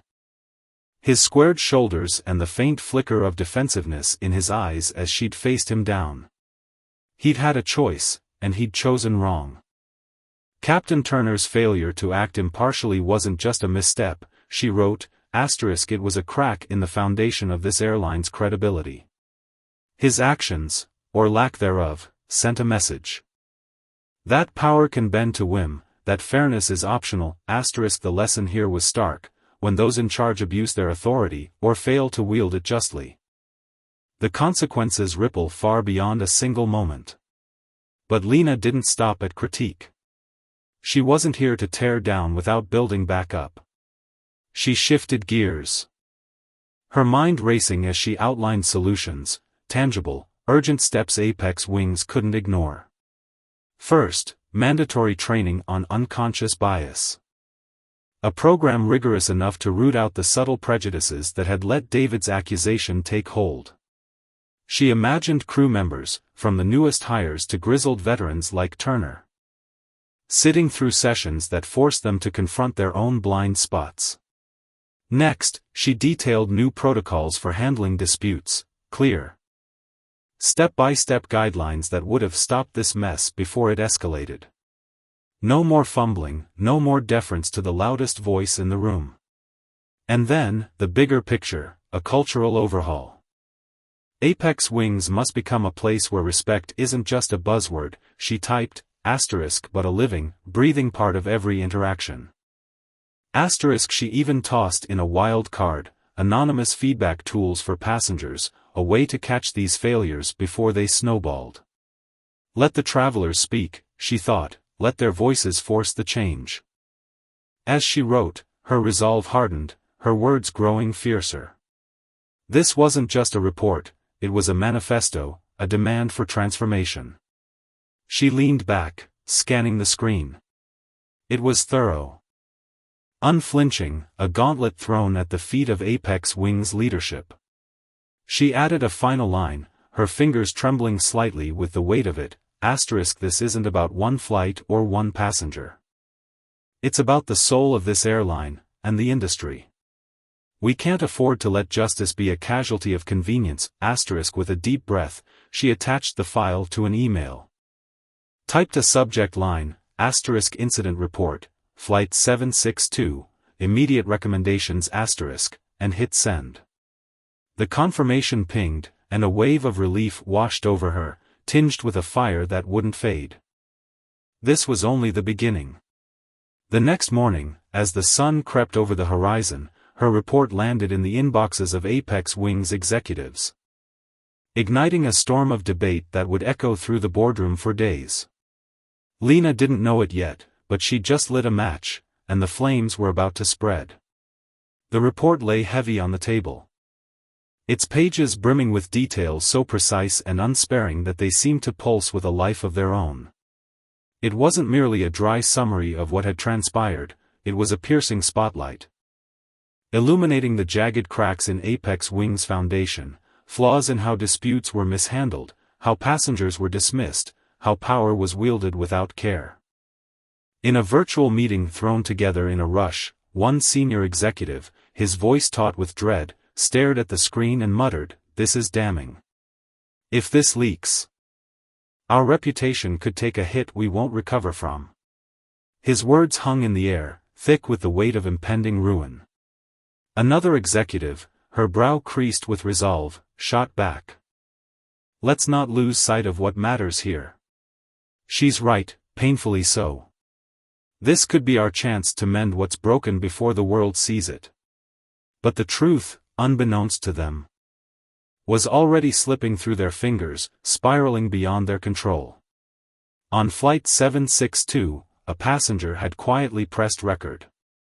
The shaky footage captured the clash between David Cole and Lena Harper in vivid, unfiltered detail, the peak of their confrontation laid bare. David's voice, sharp with indignation, hurled accusations that cut through the cabin's hum, while Lena, steady as stone, responded with a calm that belied the storm brewing inside her. The video hit social media with a caption that stung. "First class? Hardly. Watch this passenger get humiliated over nothing on an Apex Wings flight." Within hours, it exploded. Thousands of comments flooded in. A torrent of voices ranging from fury at the airline's fumbling to admiration for Lena's unshaken poise. "This is outrageous," one user typed, fingers slamming the keys in anger. "Apex Wings needs to step up." Another chimed in, "Lena Harper's a hero, more people need her courage." Yet the tide wasn't all praise. As the story swelled, darker currents emerged. "Cancel culture's at it again," a skeptic sneered online. "People rush to judge without the facts." Others whispered doubts about Lena's intentions, painting her as an opportunist chasing clout. The video's reach stretched far beyond the airline's orbit. Newsrooms seized it, spinning it into a parable of ingrained bias and the fraying edges of customer service in a fractured world. Morning shows buzzed with heated debates, hashtags like #ApexWingsFails and #StandWithLena lighting up screens everywhere. Lena, caught in the eye of this whirlwind, felt the ground shift beneath her. Her inbox overflowed. Some messages were warm, strangers reaching out with tales of their own battles against unfairness, their words trembling with gratitude. Others were colder, probing her motives with suspicion. One email stopped her cold. A flight attendant from a rival airline, her tone raw and earnest, wrote, "Thank you for speaking out. We face this nonsense daily. But most of us stay silent, too scared or too powerless to fight. You've given me hope." Yet alongside the support came venom. Trolls branded her a drama queen, while pundits on cable news cast her defiance as an assault on order itself. Lena, though, tuned out the noise. Her focus sharpened like a blade. Apex Wings had to answer for this. And she'd see it through. Back at headquarters, the air crackled with panic. Executives fielded relentless calls, reporters digging for dirt, stakeholders demanding answers. Customers venting their disgust. The viral video, paired with Lena's blistering report, had pinned Apex Wings beneath a magnifying glass, every flaw exposed. In an emergency meeting, the CEO, Richard Donovan, stood at the helm, his jaw tight as he scanned the room. "We've got two paths," he said, his voice a low growl of determination. "We dig in, fight back, and risk losing our passengers for good, or we treat this as a reckoning and fix what's rotten." The silence that followed was heavy, the choice inescapable. Hours later, a statement hit the wires. It owned up to the mess on Flight 762, dripping with regret for how it unfolded. "At Apex Wings, we promise a safe, respectful journey for all," it read. "This incident has shown where we've failed. And we're acting now to make it right." They pledged a third-party probe into the flight, mandatory bias training for every employee, and a passenger panel to keep them honest. Some nodded warily at the words, others scoffed, "PR fluff, let's see if they mean it." Lena's report didn't stop at the airline's walls. It spread like wildfire, landing in the hands of advocacy groups and industry watchdogs who amplified her every word. Her demand for real change struck a nerve, echoing in the hearts of countless others who'd tasted similar wrongs. Soon, a civil rights group invited her to a virtual panel. There, her voice rang clear and fierce. "This isn't about one flight or one person. It's about the biases we let fester and the systems we must build to choose justice over ease." Her words ignited a spark, urging others to speak. To hold power to account, not just at Apex Wings, but everywhere. In the airline's boardroom, tension coiled like a spring. Executives shuffled in, their faces etched with strain. Footsteps quick and clipped. The crisis had ballooned, and this meeting was their last stand. Richard Donovan sat at the head, his eyes flinty as he waited for the chatter to die. "We're on a knife's edge," he began, each syllable deliberate. "That video's everywhere, and Harper's report is out of our hands. If we don't act fast and hard, this isn't just bad press, it's the end of faith in us." The room stilled, the stakes sinking in deep. Melissa Carter, head of HR, leaned forward, her voice steady but urgent. "I've pored over Harper's report, it's thorough, unflinching, and it's everything we've talked about fixing but never did. This is our shot to prove we're serious." She laid out a plan. Sweeping training to root out bias, new rules to ensure fairness in disputes, and a cultural overhaul with a diversity board and passenger input.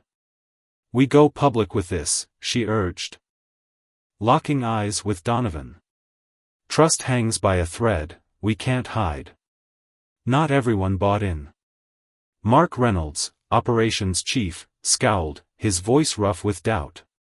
This sounds noble. But airing our dirty laundry? That's begging for lawsuits. Donovan's gaze turned to steel.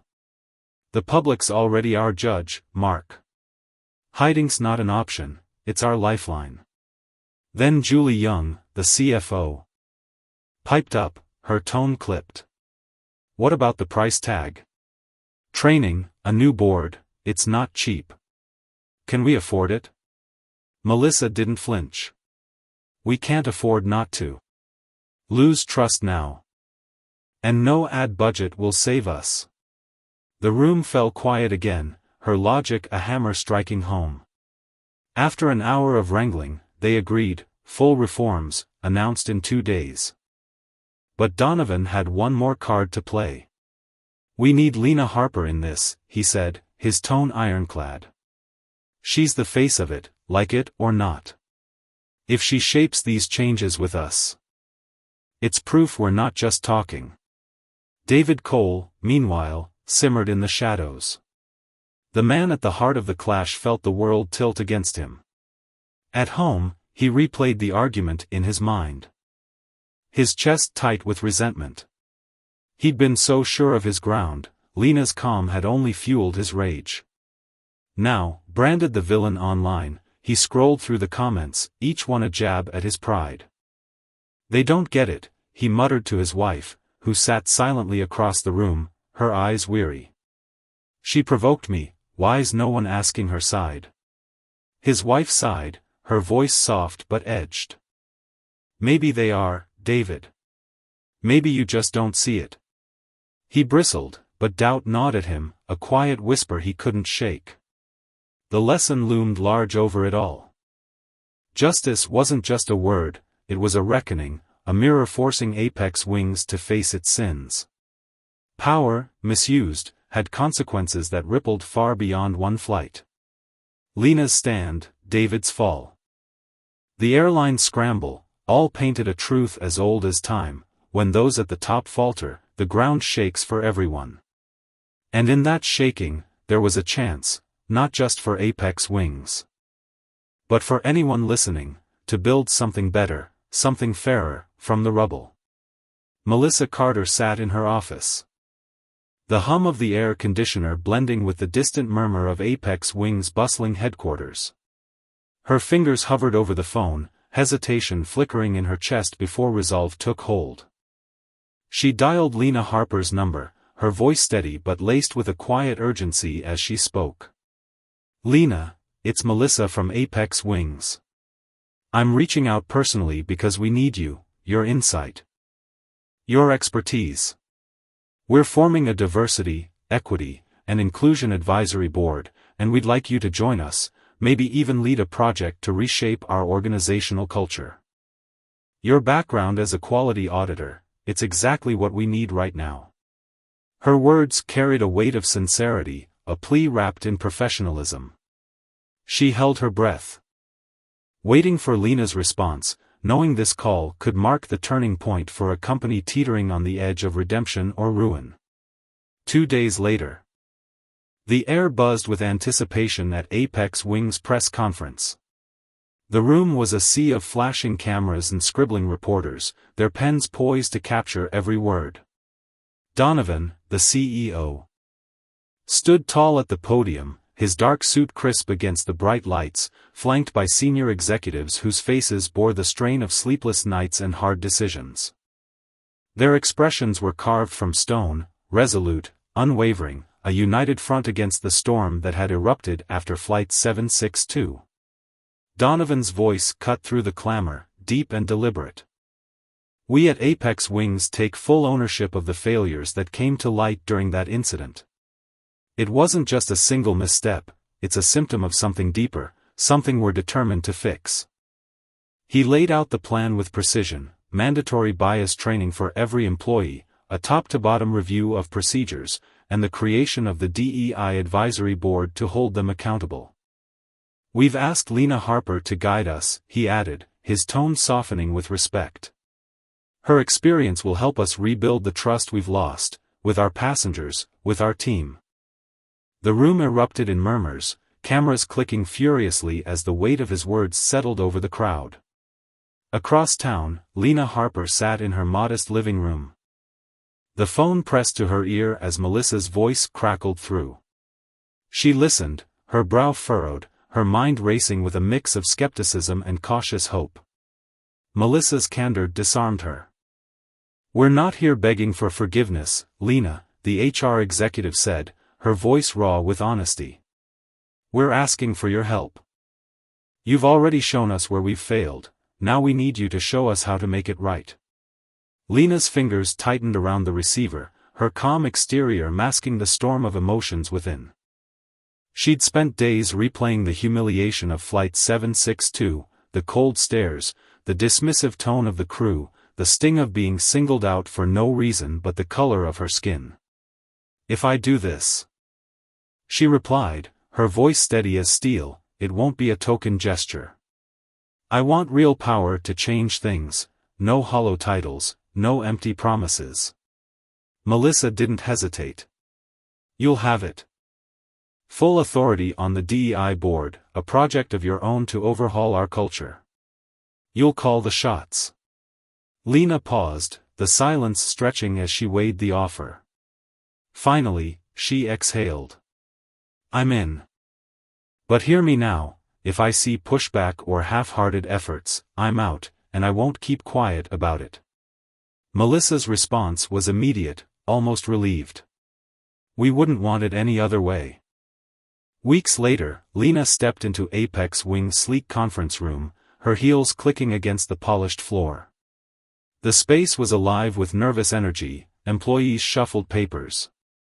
Executives exchanged hushed words, and the faint scent of coffee lingered in the air.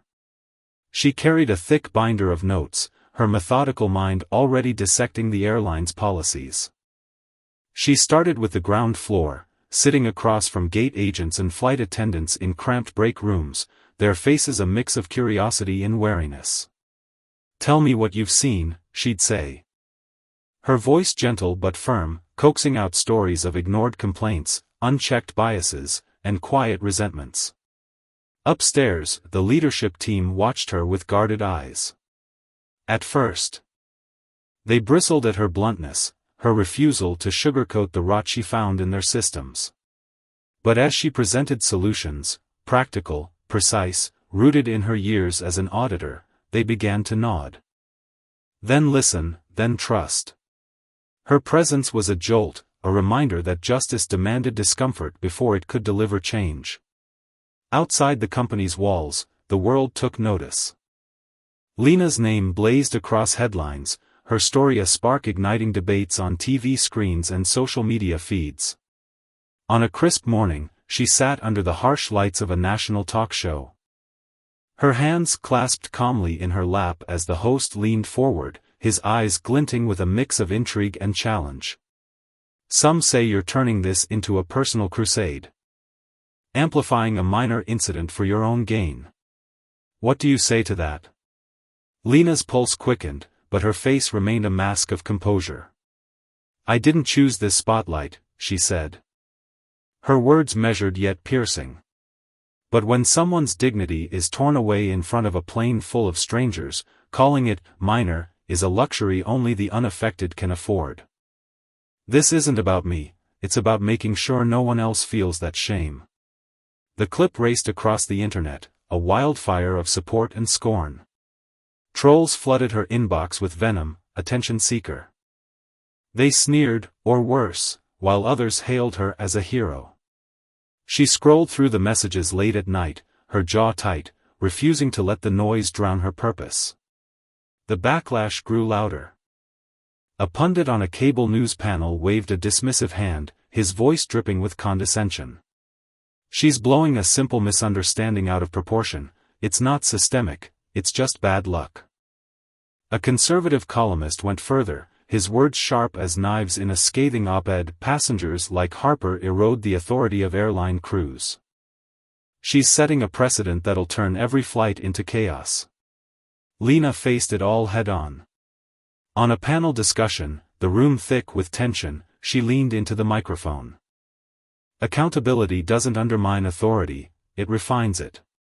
When crews know how to de-escalate without bias, passengers trust them more, not less. That's real order. Her words cut through the chatter. A beacon for those who'd felt the same sting of injustice. Not everyone fought her. Advocacy groups rallied, their voices rising in chorus with hers, while passengers emailed her late into the night. One message stopped her cold, a woman, her words trembling across the screen, "I saw you on TV. I've been silent about my own flight last year, too scared to speak. You gave me courage." Lena's eyes stung as she read it, her resolve hardening. She launched virtual forums. Her laptop glowing in the dim light of her apartment as strangers poured out their stories, discrimination at check-in, hostility mid-flight, complaints swept under the rug. Each tale fueled her. A reminder that this was bigger than Apex Wings, bigger than her. Inside the airline, resistance simmered. In a meeting room thick with unease, a senior manager, his tie loosened. His face flushed, slammed a hand on the table. "With all due respect, Ms. Harper, you weren't hired to gut our company. You're an advisor, not the boss." Lena met his glare, unflinching. "I was brought here to fix what's broken. If that rattles people, it's because the cracks have been ignored too long." Her voice was a quiet thunder, earning her grudging nods from some, icy stares from others. She pressed on, undeterred, knowing pushback was the shadow of progress. Months later, Lena sat alone in that same conference room, the projector humming as it cast Equity, Accountability, and Inclusion, Apex Wings' path forward across the wall. She flipped through the new policy manual, her fingers tracing the reforms she'd fought for, bias training now mandatory. Dispute procedures rewritten to honor dignity, the DEI board a permanent fixture with her at its helm. Outside, the airline's reputation shifted. Passengers whispered of a company learning from its sins, not hiding them.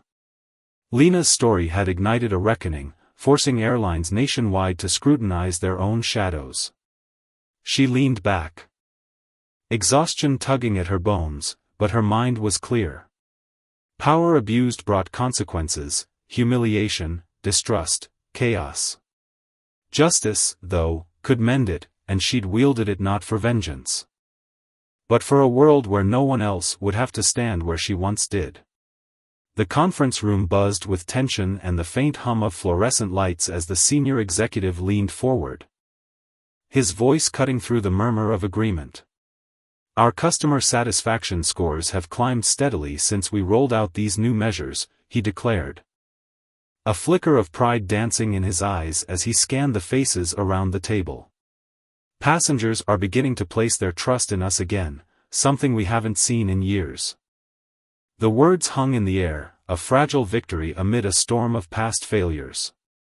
But Lena Harper, seated at the far end, didn't bask in the glow of this praise.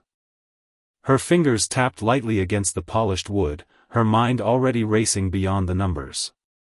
"It's a solid foundation," she said, her tone measured yet firm. "But trust isn't a trophy you win and display. It's a living thing, fragile and demanding. We have to nurture it every single day, or it withers." Her colleagues shifted in their seats, some nodding. Others exchanging glances, but Lena's focus remained unshaken. She knew the road ahead was steep, littered with obstacles that no amount of good news could erase. Progress had been made, yes. But Lena's sharp intuition kept her attuned to the undercurrents of resistance still pulsing through Apex Wings. Change, especially the deep cultural shift she was fighting for, didn't sweep through an organization like a sudden wind. It crept, faltered, and met walls of defiance. In the break room, she'd overheard whispers. Veteran employees grumbling about unnecessary hoops or clinging to the old ways like life rafts. During one particularly heated meeting, a grizzled pilot named Tom Grayson had leaned back in his chair, arms crossed, his weathered face etched with skepticism. "We've been flying passengers safely for decades without all this extra training nonsense," he'd scoffed, his voice gravelly and dismissive, as if the reforms were a personal insult. The room had tensed, eyes darting to Lena. She didn't hesitate. Rising from her seat, she met his gaze head-on. "Safety isn't just about keeping the plane aloft, Tom," she said. Her voice cutting through the haze of his arrogance. "It's about every passenger feeling seen, respected, and valued from the moment they step on board. If we can't deliver that, we've failed them, crash or no crash." Her words landed like a thunderclap, silencing the room. Even Tom, for all his bluster, shifted uncomfortably, unable to muster a retort. In that moment, Lena's resolve didn't just quiet her critics, it forged a quiet respect among those who doubted her, their murmurs of dissent fading into the background. Beyond the walls of Apex Wings, Lena's influence rippled outward, stirring a tempest across the aviation industry. Her story, born from the ashes of Flight 762, had ignited a firestorm of attention. Newspapers ran headlines. Social media buzzed, and passengers began demanding more than just a smooth landing. Other airlines, caught in the glare of public scrutiny, scrambled to adopt similar reforms. Their executives poring over Lena's strategies late into the night. At industry conferences, the air crackled with new energy, panels on equity and inclusion sprang up like wildflowers after a rain. And Lena's name became a fixture on the guest lists. During one such event, as the crowd thinned and the clink of coffee cups echoed through the hall, a fellow advocate, a wiry man with kind eyes and a voice roughened by years of shouting for change, approached her. "Lena, what you've done, it's reaching places you can't even imagine," he said. His admiration palpable. "You've shifted how this whole industry sees its duty to people." She offered a faint smile, her exhaustion momentarily softened by his words. "Ripples are nice," she replied. Her voice low but steady, "but I'm after waves. Real, crashing waves that remake the shore."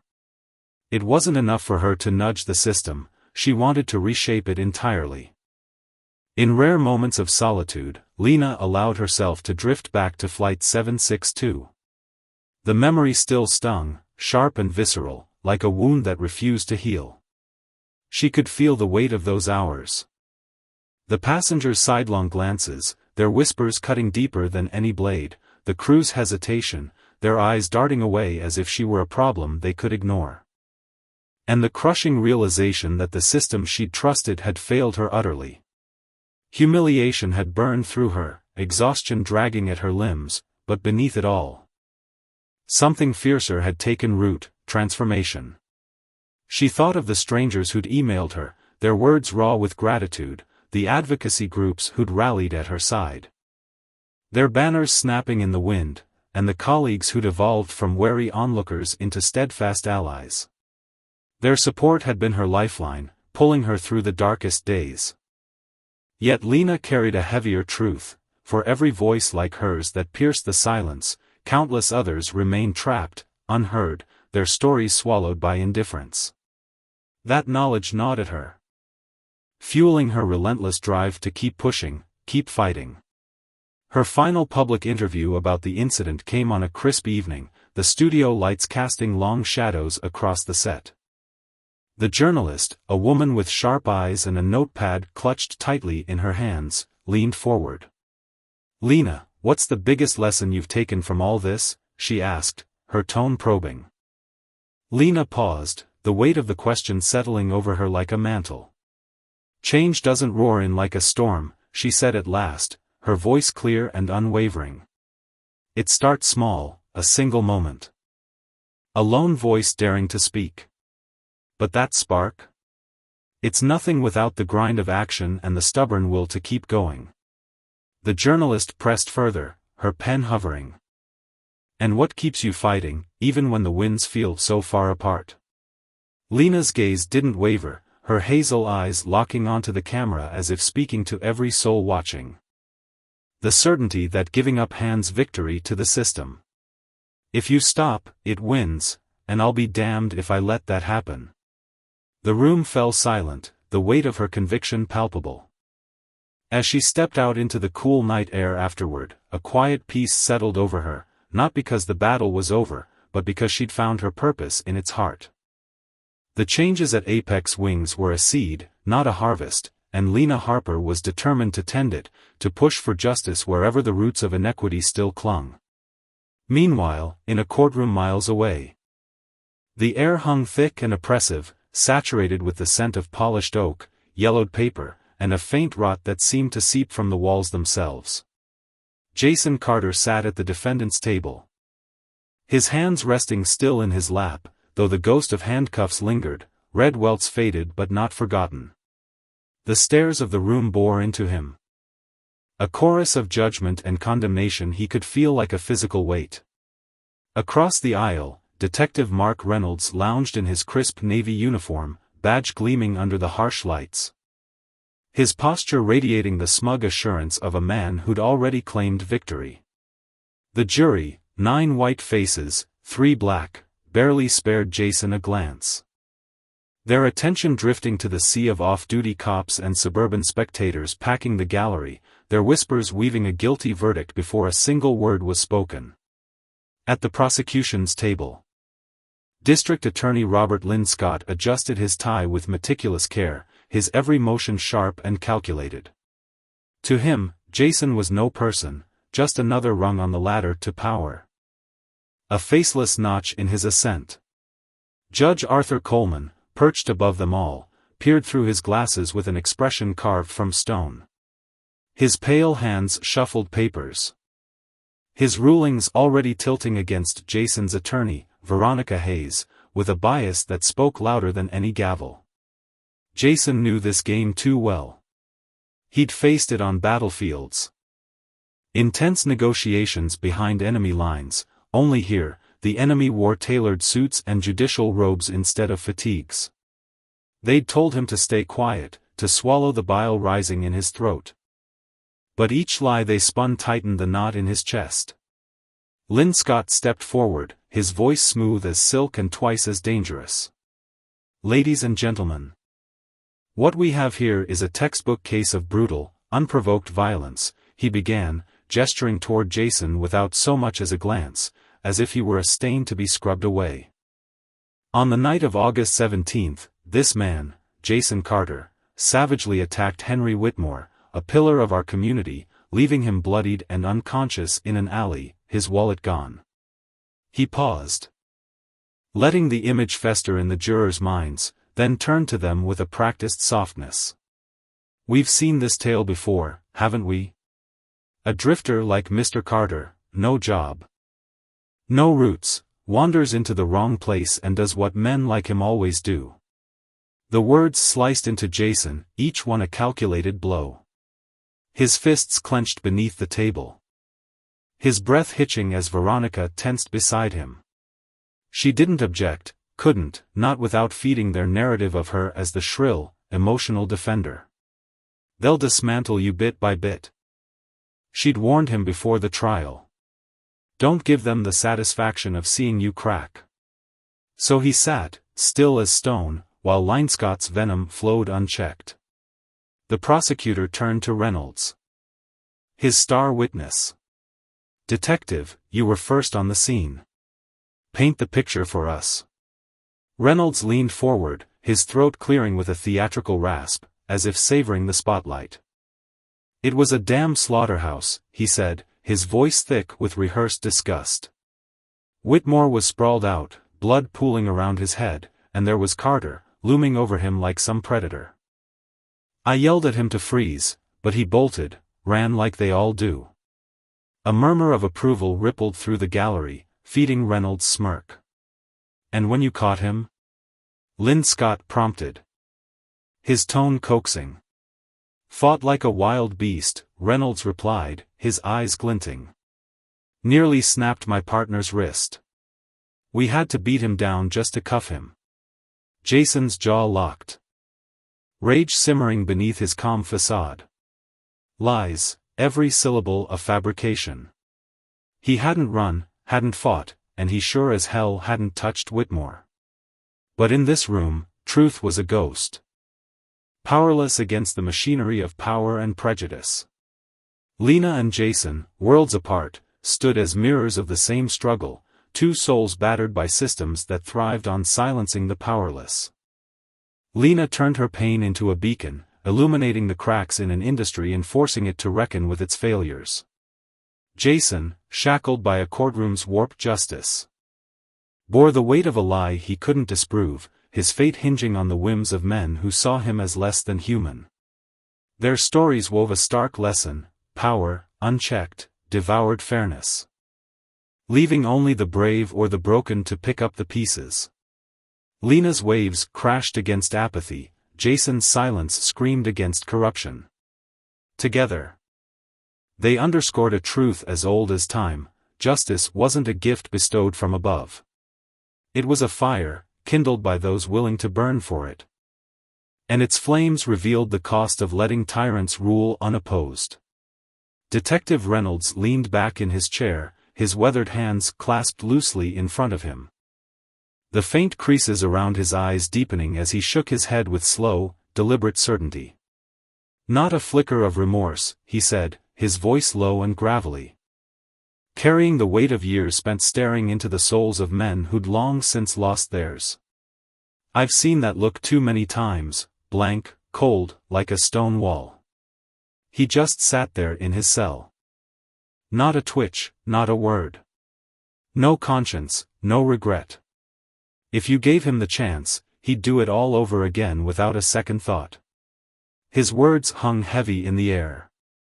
A quiet condemnation that seemed to settle into the cracks of the dimly lit courtroom, where shadows stretched long and thin across the worn wooden benches. Jason Carter sat silently at the defense table, feeling the piercing gazes of the jurors boring into him like nails. Their eyes weren't curious, they were expectant, waiting for him to crack, to snarl, to erupt into the violent beast they'd already decided he was. The weight of their judgment pressed down on his chest, a familiar burden he'd carried before, though never quite like this. He could sense their anticipation, their silent hope that he'd give them the outburst they craved, the proof they needed to lock him away and call it justice. But instead of giving in, he turned his head slowly, locking eyes with Reynolds across the room. A faint smile curved his lips, not mocking, not defiant, but something else entirely. Something that made the detective's broad shoulders stiffen. For a fleeting moment, uncertainty flashed in Reynolds' steely gray eyes, a crack in his unshakable composure. Jason knew that look. He'd seen it years ago, on dust-choked battlefields far from this place, when an enemy realized too late that they'd misjudged their prey. It was the look of a man who'd stepped into a trap he hadn't seen coming. But the prosecution wasn't about to let that moment linger. Lie Scott. The slick-haired attorney with a voice as smooth as polished marble, seized the opportunity to press forward, his polished shoes clicking against the courtroom floor as he strode toward the bench.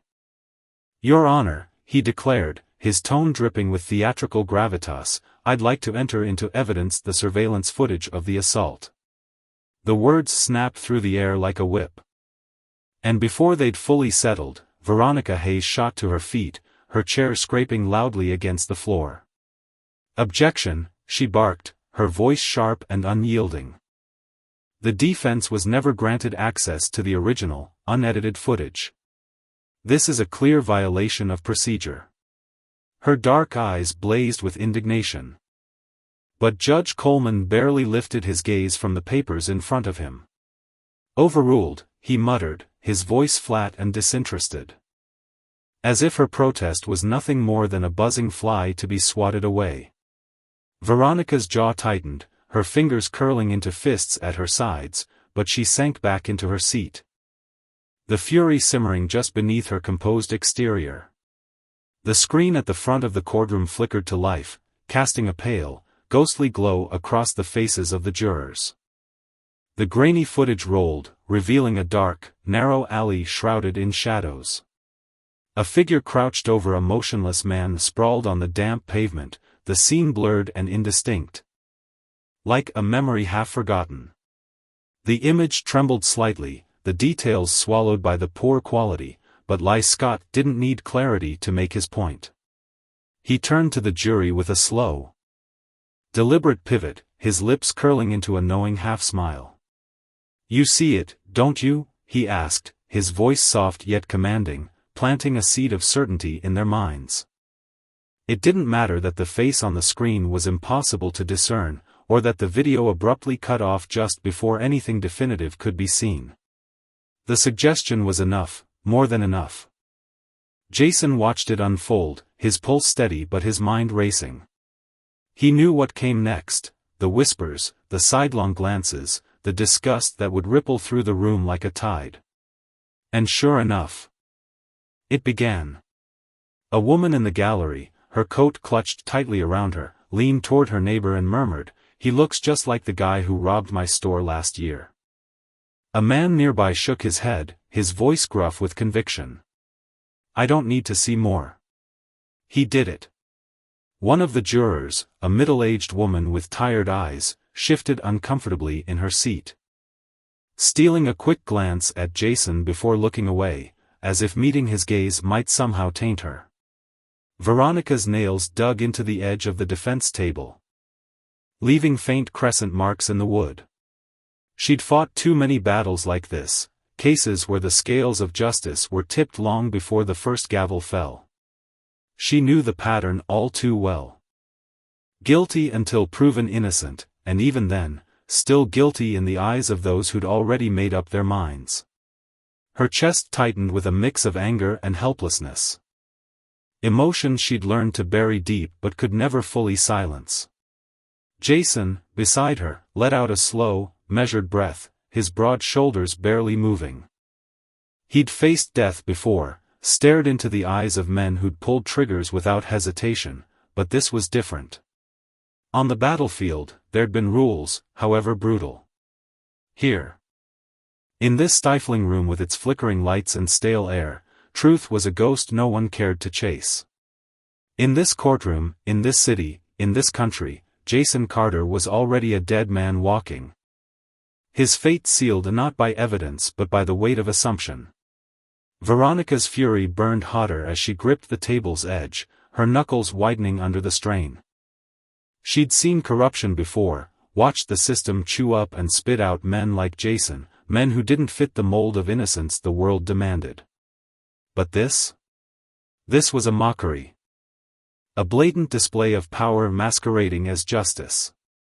Judge Coleman's dismissive overruling of her objection still echoed in her ears, a reminder of how little her voice mattered here. The prosecution had slipped in edited footage, manipulated evidence, and she wasn't even allowed to challenge it. She leaned toward Jason, her voice dropping to a fierce whisper. "They want you angry, Jason. They want you to break. Don't give them the satisfaction." He didn't respond, didn't even turn his head. His face remained a mask, unreadable and calm, but Veronica recognized that stillness. It wasn't surrender, it was control, the kind forged in hostile lands where survival meant keeping your emotions locked tight. Right now, this courtroom was a war zone. And Jason was a soldier holding his ground. "Call your next witness," Judge Coleman intoned, his voice cutting through the tension like a dull blade. Scott rose with a flourish. Adjusting his tie with meticulous care, every movement calculated to exude confidence.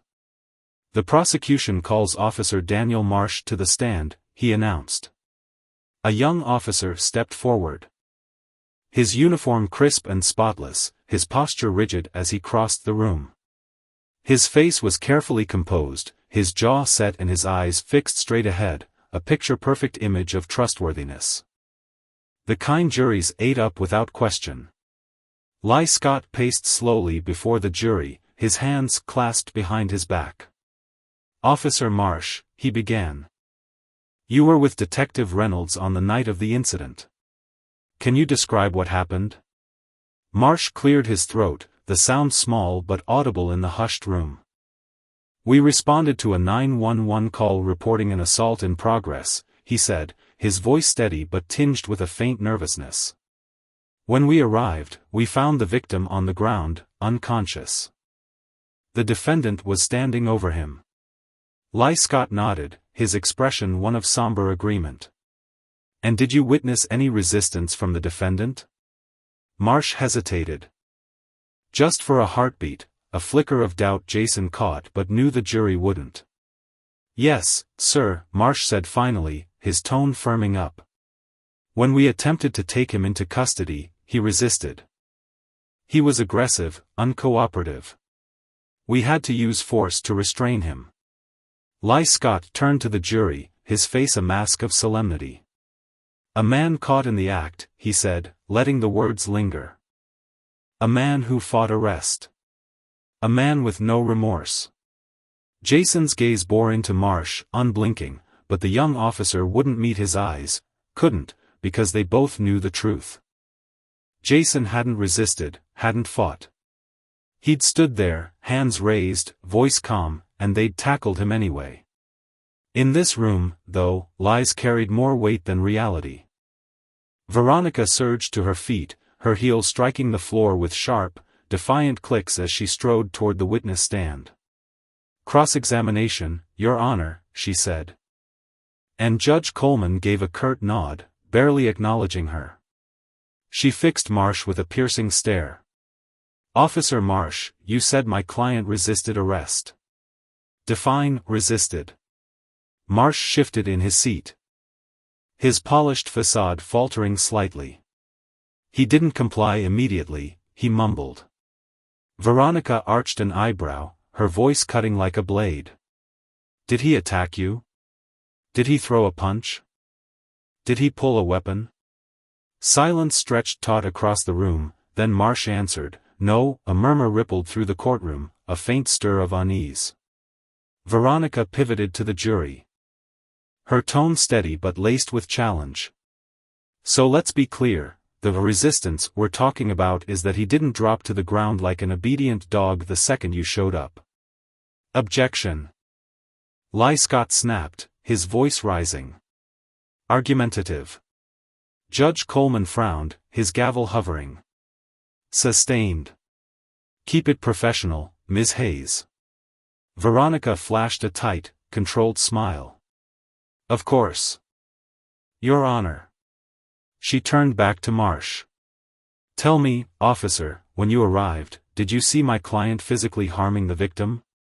Another hesitation, then a quiet, no further questions. She said, and returned to her seat, her mind already racing. Lee Scott wasn't done, though. He rose again, his voice smooth and insistent. Redirect, Your Honor. Judge Coleman nodded. And Scott pounced.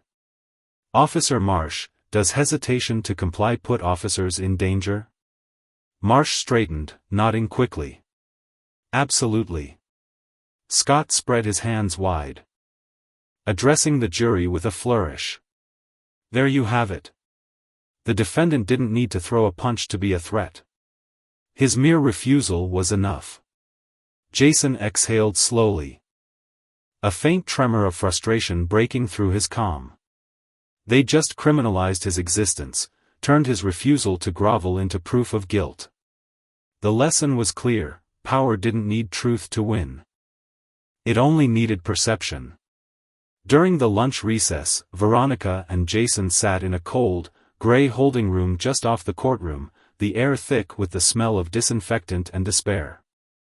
She slapped a file onto the table between them, her movements sharp with barely contained anger. You need to talk to me, Jason, she said, her voice low and urgent. You haven't said a word about what happened that night. He glanced at the folder, his dark eyes distant, then met her gaze. You wouldn't believe me if I did. She leaned forward, her hands pressing flat against the table. Try me. He sighed, looking down at his hands, calloused, steady hands that had seen more than most, and then spoke, his voice soft but resolute.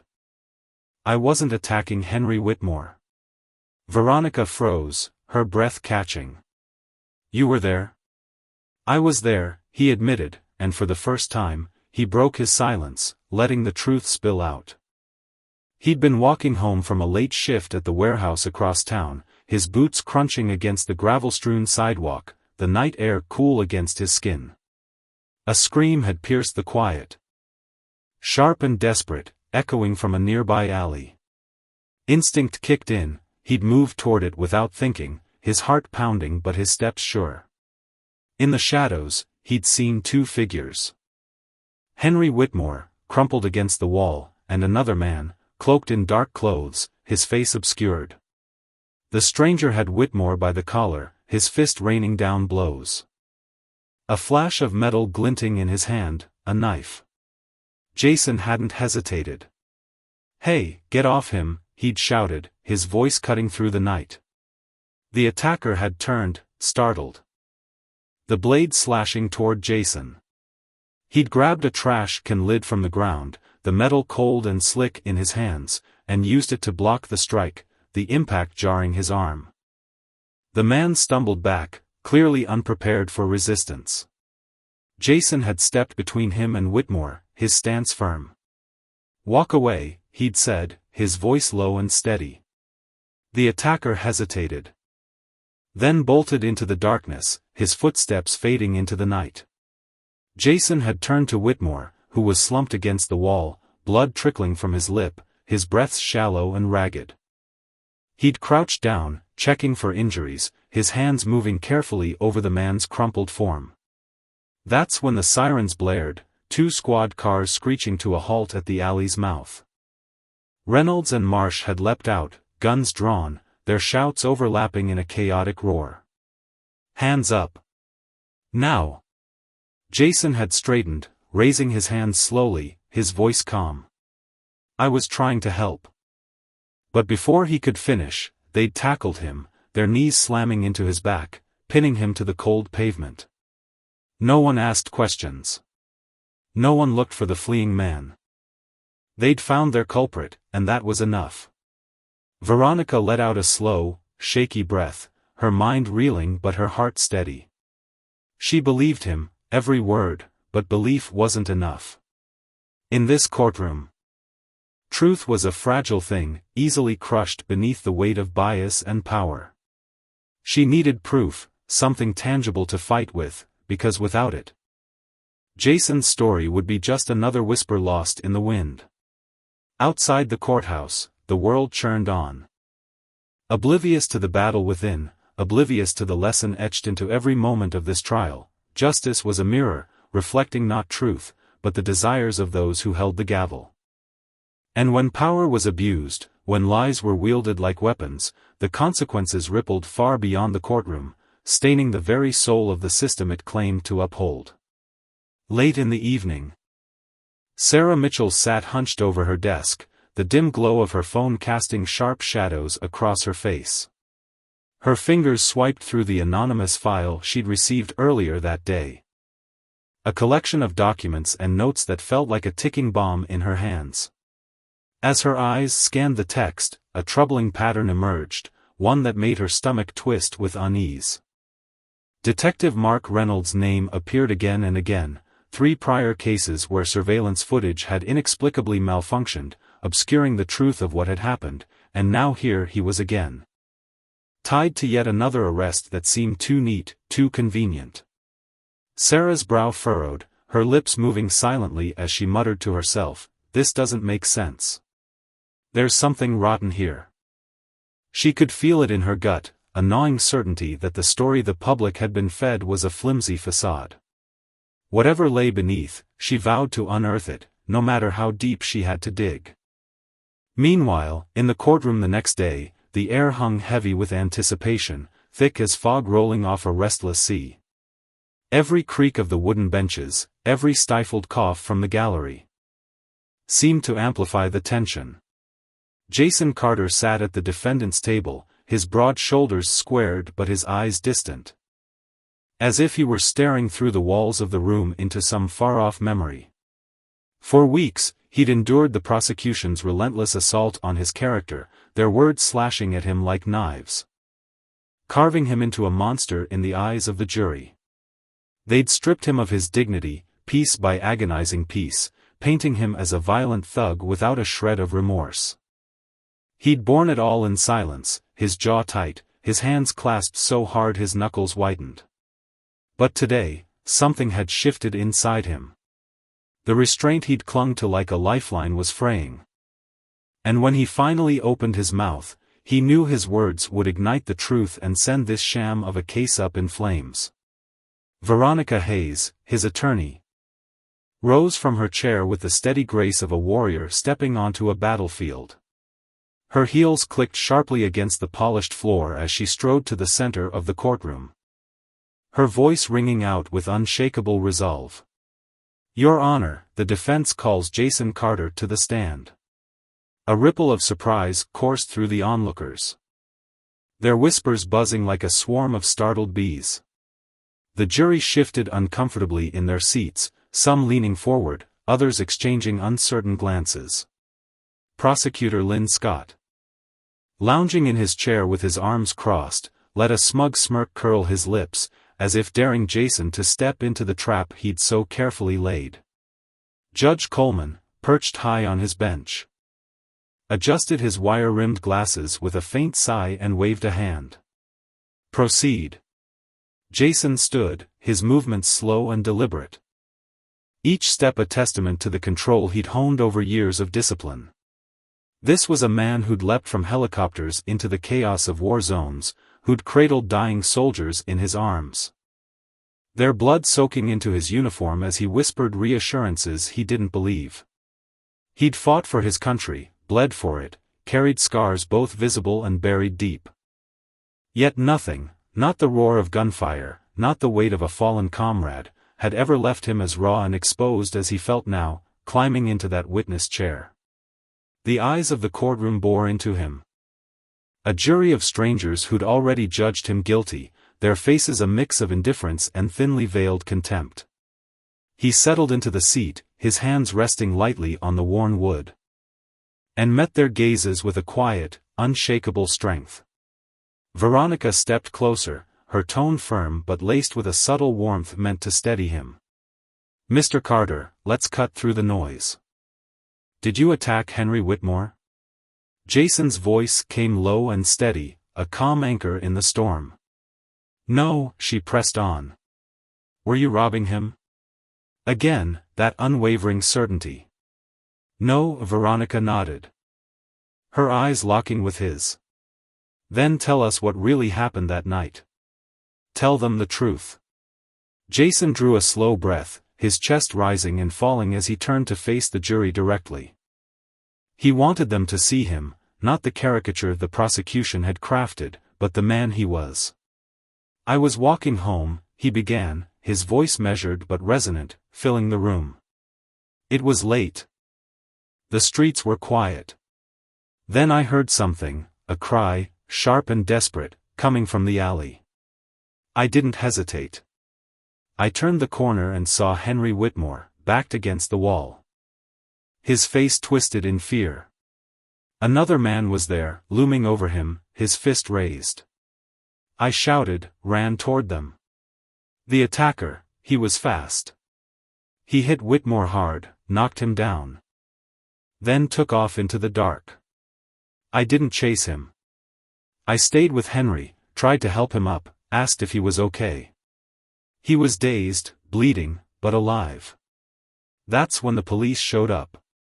He paused, his gaze sweeping over the jurors, some of whom shifted uneasily, their certainty beginning to crack. "They didn't ask me what happened. Didn't look for the guy who ran.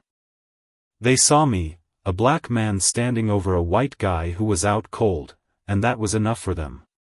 They made up their minds before I could even open my mouth." His tone remained even, but a flicker of something raw, anger, exhaustion, glinted in his eyes. Veronica stepped in, her voice cutting through the silence that followed. "Did you resist arrest, Mr. Carter?" His jaw tightened, a muscle twitching beneath the skin. "No.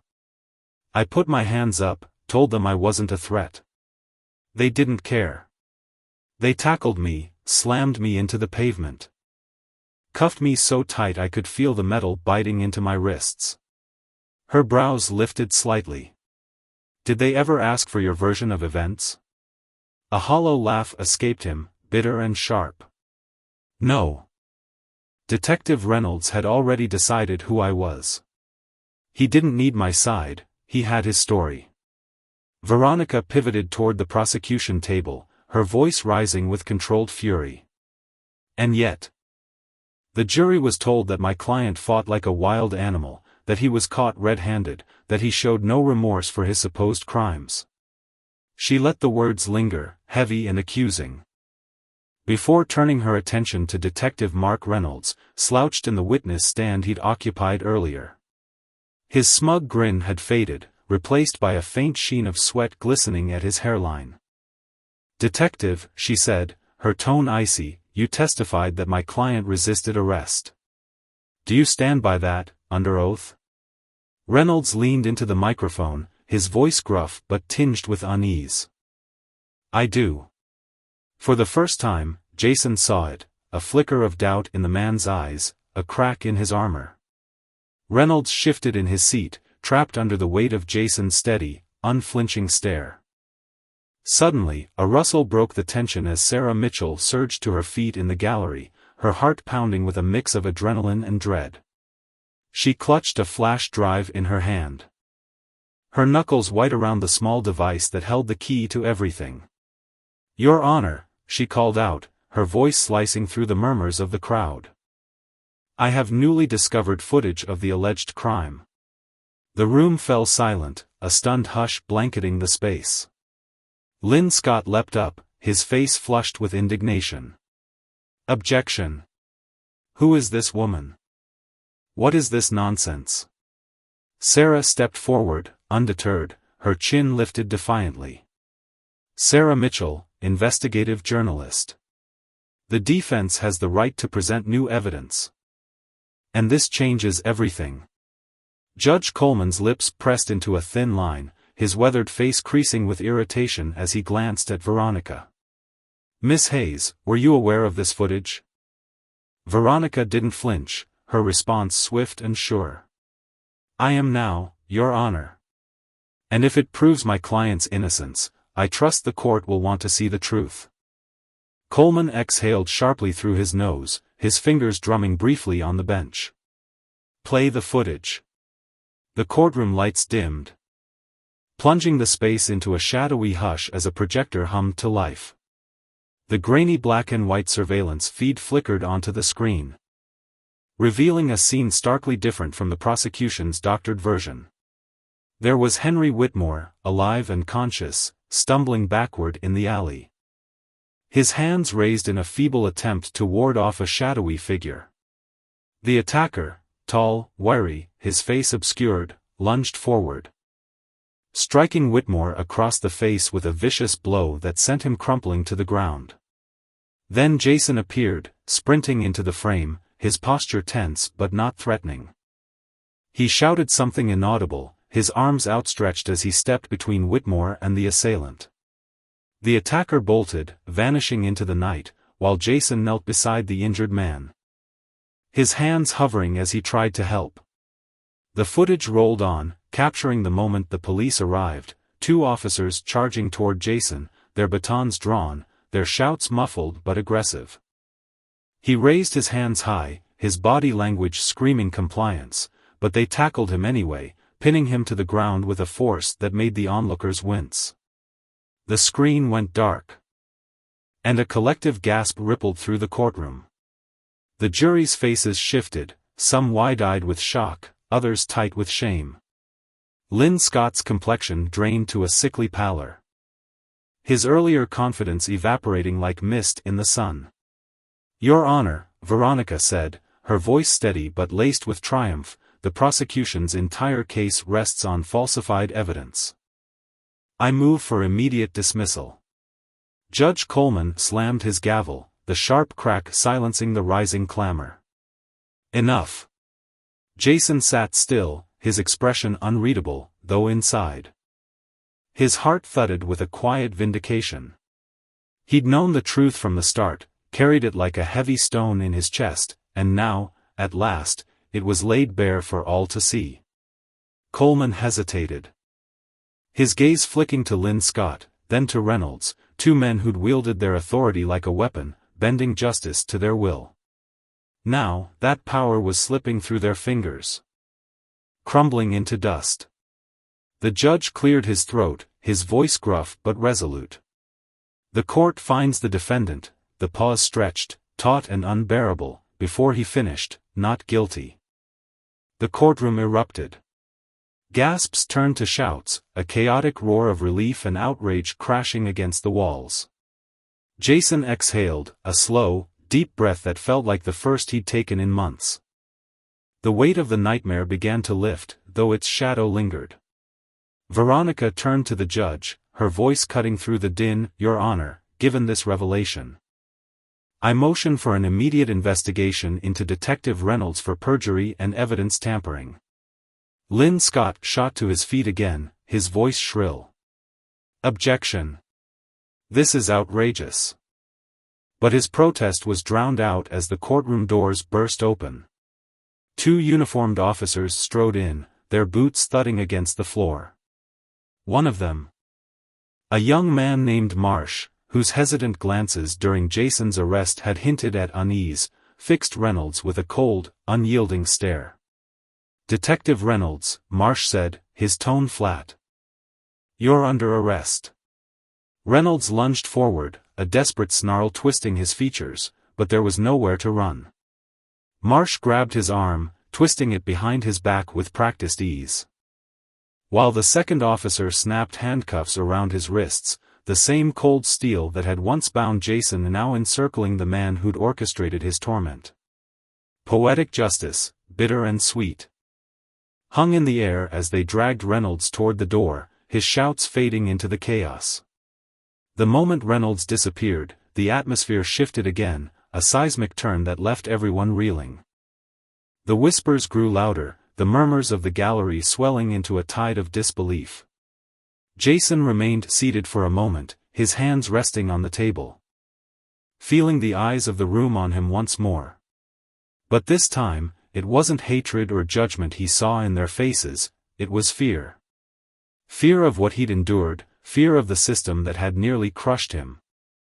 Fear of the truth they'd all been blind to. Veronica pressed her hands flat on the table, her gaze locked on Judge Coleman. "Your Honor, given the circumstances, my client should be released immediately." Coleman hesitated, his lips thinning as he glanced at Lynn Scott, who sat slumped, his jaw clenched so tight it seemed his teeth might shatter. The judge was calculating, weighing the wreckage of the case, the fallout of his own complicity. Finally, he spoke, his voice low but firm. "Mr. Carter, you are free to go." The words should have felt like liberation, a key turning in a long-locked door. But Jason didn't move, not yet. He'd spent too long trapped in this nightmare. Too many nights replaying the betrayal, the violence, the cold indifference of a system that had failed him. Freedom felt fragile, like a promise that could still be snatched away. He looked at Veronica, searching her steady gaze for reassurance. She nodded, a small, fierce gesture of triumph and trust. Only then did he rise, his legs steady beneath him, and step away from the defendant's chair. As he walked past the jury, past the rows of onlookers, past the shattered remnants of Lynn Scott's smug facade, Jason kept his head high. He didn't glance at Reynolds' empty seat, he didn't need to. Victory wasn't in gloating, it was in surviving, in standing tall when they tried to break him. And as he reached the courtroom doors, the weight of the past weeks sloughing off his shoulders, he allowed himself a small, quiet smile, the first genuine one since this ordeal began. But the story didn't end there. Back in her cramped office, Sarah Mitchell sat with the flash drive still warm in her hand, her mind racing. She'd exposed the lie, but she knew the rot went deeper. Reynolds wasn't the only one. Just the one they'd caught. Her fingers hovered over her keyboard, ready to draft the article that would shake the city to its core. In the precinct, Officer Marsh walked back to his desk. His young face etched with a mix of pride and unease.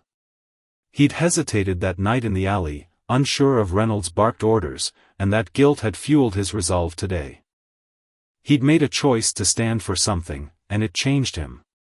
For Jason, the walk out of the courthouse was a journey through a world that felt both familiar and foreign. The air was crisp. The sky a muted gray, but it was his again.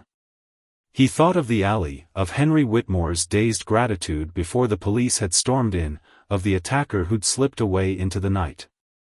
Justice had prevailed today, but it was a fragile thing, easily twisted by those with power. Reynolds' fall was a lesson. A stark reminder that authority unchecked could crush the innocent beneath its heel. Jason vowed to carry that truth forward, not just for himself, but for those who'd never get their day in court. Jason Carter stood tall, his chin lifted defiantly against the gray Chicago sky, a sky that seemed to mirror the years of struggle etched into his soul. They had stripped him of so much, his time. Locked away in a cell for a crime he didn't commit, his dignity, trampled under the weight of false accusations, even his name. Smeared across headlines as a villain until the truth clawed its way out. But his pride? That was his fortress, unyielding, a flame they couldn't snuff out no matter how hard they tried. As he stepped out of the courthouse, the air hit him like a slap, crisp, biting, alive with the chaos of freedom he hadn't tasted in years.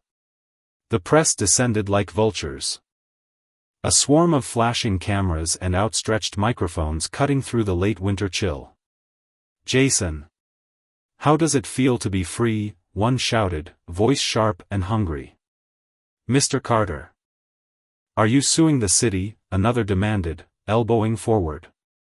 "What do you have to say to Detective Reynolds?" The questions buzzed around him, a relentless drone he barely registered.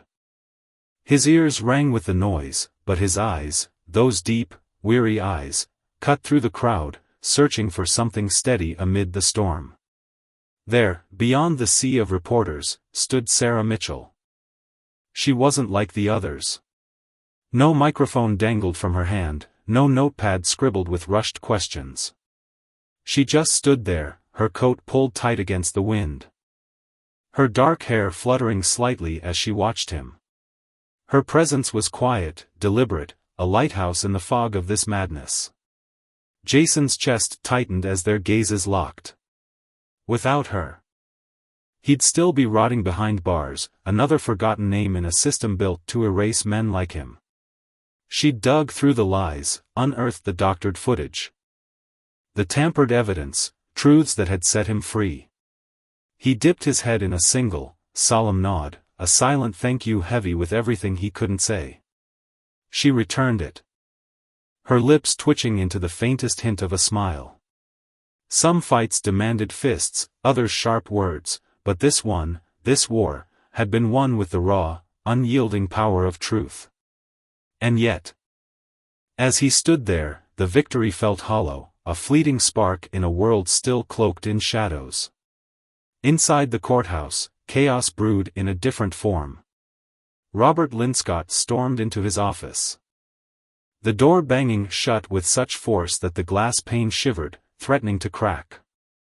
His breath came in short, ragged bursts as he flung his briefcase onto the desk.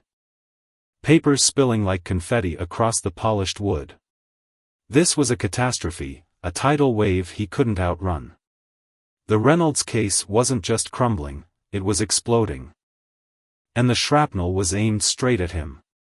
Evidence tampering, manipulated videos, a sprawling web of corruption he'd helped spin, it was all unraveling now, thread by thread. If the public got wind of the full scope, it wouldn't just be Detective Reynolds in chains, Linscott's career, his reputation, his carefully constructed life would collapse into ash. He paced the room, his polished shoes clicking against the tile, hands gripping his hips as his mind raced. Sweat beaded on his forehead despite the chill seeping through the window. He needed an escape hatch, a fall guy to shove into the spotlight and shield himself from the fallout. But the list of scapegoats had dwindled to nothing, every pawn he'd once controlled was either exposed or useless. For the first time in decades, a cold, unfamiliar sensation gripped him, panic. It clawed at his chest, tightening with every step, whispering that justice, when it came, spared no one, not even the powerful. Across town, in the dim, sterile light of the police precinct's interrogation room, Detective Mark Reynolds sat slumped, his wrists bound by the cold bite of handcuffs. The metal clinked faintly as he shifted, staring at the scratched steel table in front of him. His badge was gone, stripped away like a second skin, his gun, confiscated, his authority, shattered.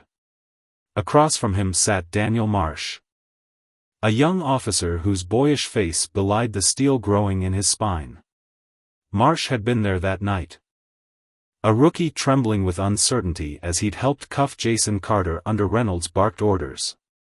He'd hesitated in court too, his testimony faltering, a crack in the facade Reynolds had built. But now, Marsh was different.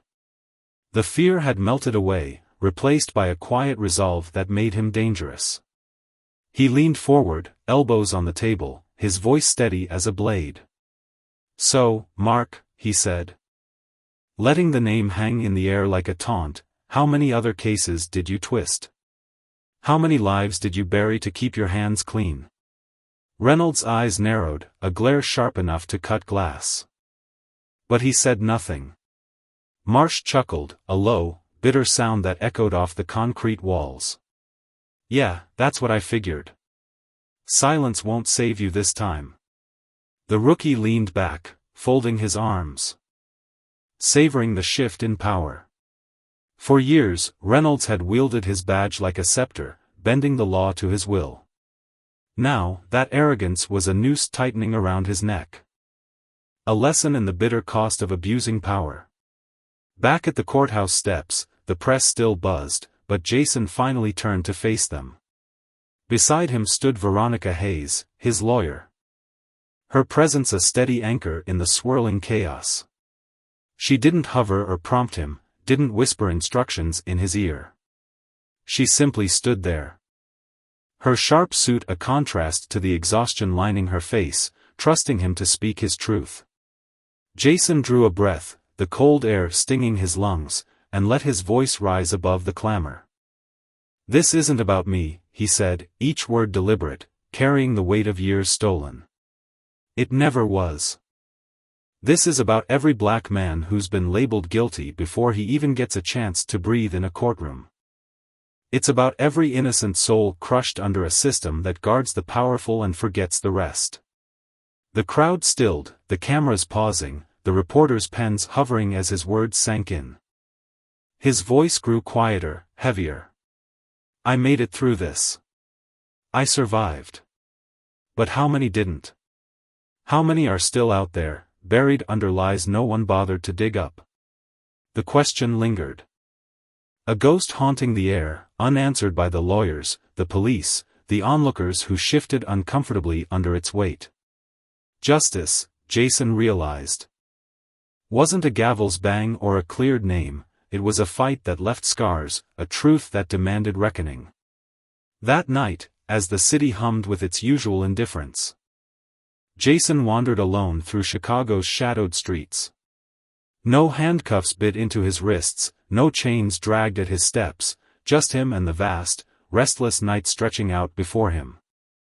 The wind howled off Lake Michigan, slicing through his jacket, chilling the skin that still remembered the weight of prison walls. Around him, the city pulsed, cars honking, lights flickering. People moving through their lives as if nothing had changed. And maybe, for them, nothing had. Justice had roared through the courtroom, toppling men like Reynolds. But the world didn't pause to mourn or celebrate.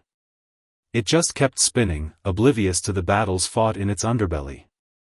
Jason's freedom felt like a borrowed thing.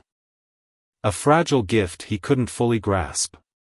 It wasn't the verdict that defined it, nor the headlines that blared his name. Freedom had been stolen from him long before the trial, taken by a system that saw his skin and wrote his guilt in stone. As he walked, the ghosts of those years trailed him, heavy as iron. Whispering a question he couldn't shake, would he ever truly get it back? In her office, Veronica Hayes sat motionless, the glow of her computer screen casting sharp shadows across her face. The headlines flickered before her: decorated Navy SEAL exonerated in racial profiling case, corrupt detective faces charges, city reels as police misconduct laid bare. She should have been triumphant, pouring a glass of wine to toast the win. Instead, her hands trembled slightly as she gripped the edge of her desk, her mind replaying every near miss.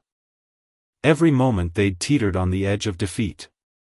Jason Carter had almost vanished into the abyss, another name swallowed by a machine that thrived on silence. How many others, she wondered, had slipped through the cracks without someone like her to pull them back? The thought gnawed at her, a quiet ache that drowned out any pride. She'd fought for justice, but the lesson burned clear. Power, when twisted, didn't just ruin lives, it erased them, and the system rarely blinked. Sarah Mitchell, meanwhile, hunched over her desk in a cramped apartment.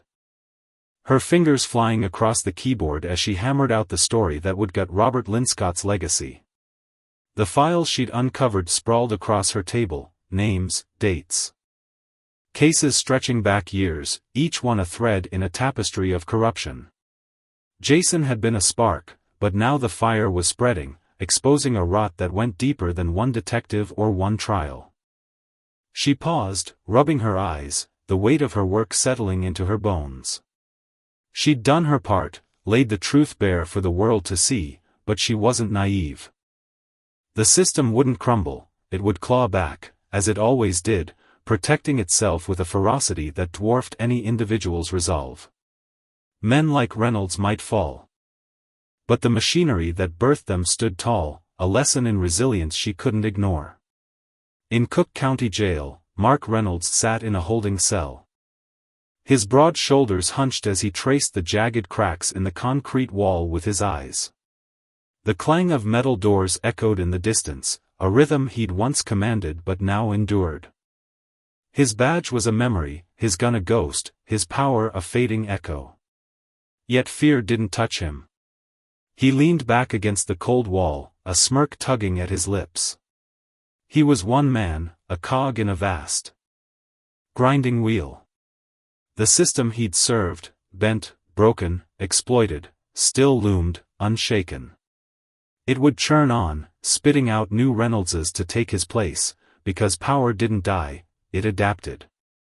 The lesson was stark: abuse it, and you might fall, but the structure that cradled you would endure. Days later, Jason found himself in a diner on Chicago's South Side. The scent of grease and coffee thick in the air. He sat alone in a cracked vinyl booth, a steaming mug of black coffee cooling untouched before him. The hum of conversation, waitresses calling orders. Regulars laughing over plates of eggs, wrapped around him, a blanket of normalcy he hadn't known in years. For weeks, he'd been a lightning rod, a name on every tongue. Now, he was just a man, blending into the woodwork. The waitress, a woman with tired eyes and a kind smile, approached with his check, her steps slowing as she studied him. Her brow furrowed. Then her face softened with recognition. "You're him," she said, her voice a hushed murmur, tinged with something like awe. Jason didn't answer, his gaze fixed on the table. She set the check down gently, her hand lingering. "You deserve better than what they gave you." He looked up, meeting her eyes, and for the first time since the courtroom doors swung open, the full weight crashed over him, not just the injustice, not just the fury, but the bone-deep exhaustion. He'd battled wars overseas, faced enemies with guns and grit. But nothing had hollowed him out like this fight. "Yeah," he said, his voice a quiet rasp, "I did." She nodded and walked away, leaving him with the echo of her words. Stepping outside. The city unfurled before him, sprawling, messy, alive with flaws and indifference. The skyline glittered against the dusk, a jagged silhouette of steel and glass that cared nothing for his story. The wind tugged at his coat, sharp and relentless, as he stood at the edge of the sidewalk, hands buried in his pockets. He could fade away, let the world roll over him until his name was a footnote. Or he could fight, not with violence, not with shouts, but with the stubborn, silent refusal to be erased. Justice hadn't freed him, it had only cracked the door. The real battle lay ahead. A lesson carved into his marrow: power could break you, but it couldn't own you unless you let it. And Jason Carter wasn't done yet.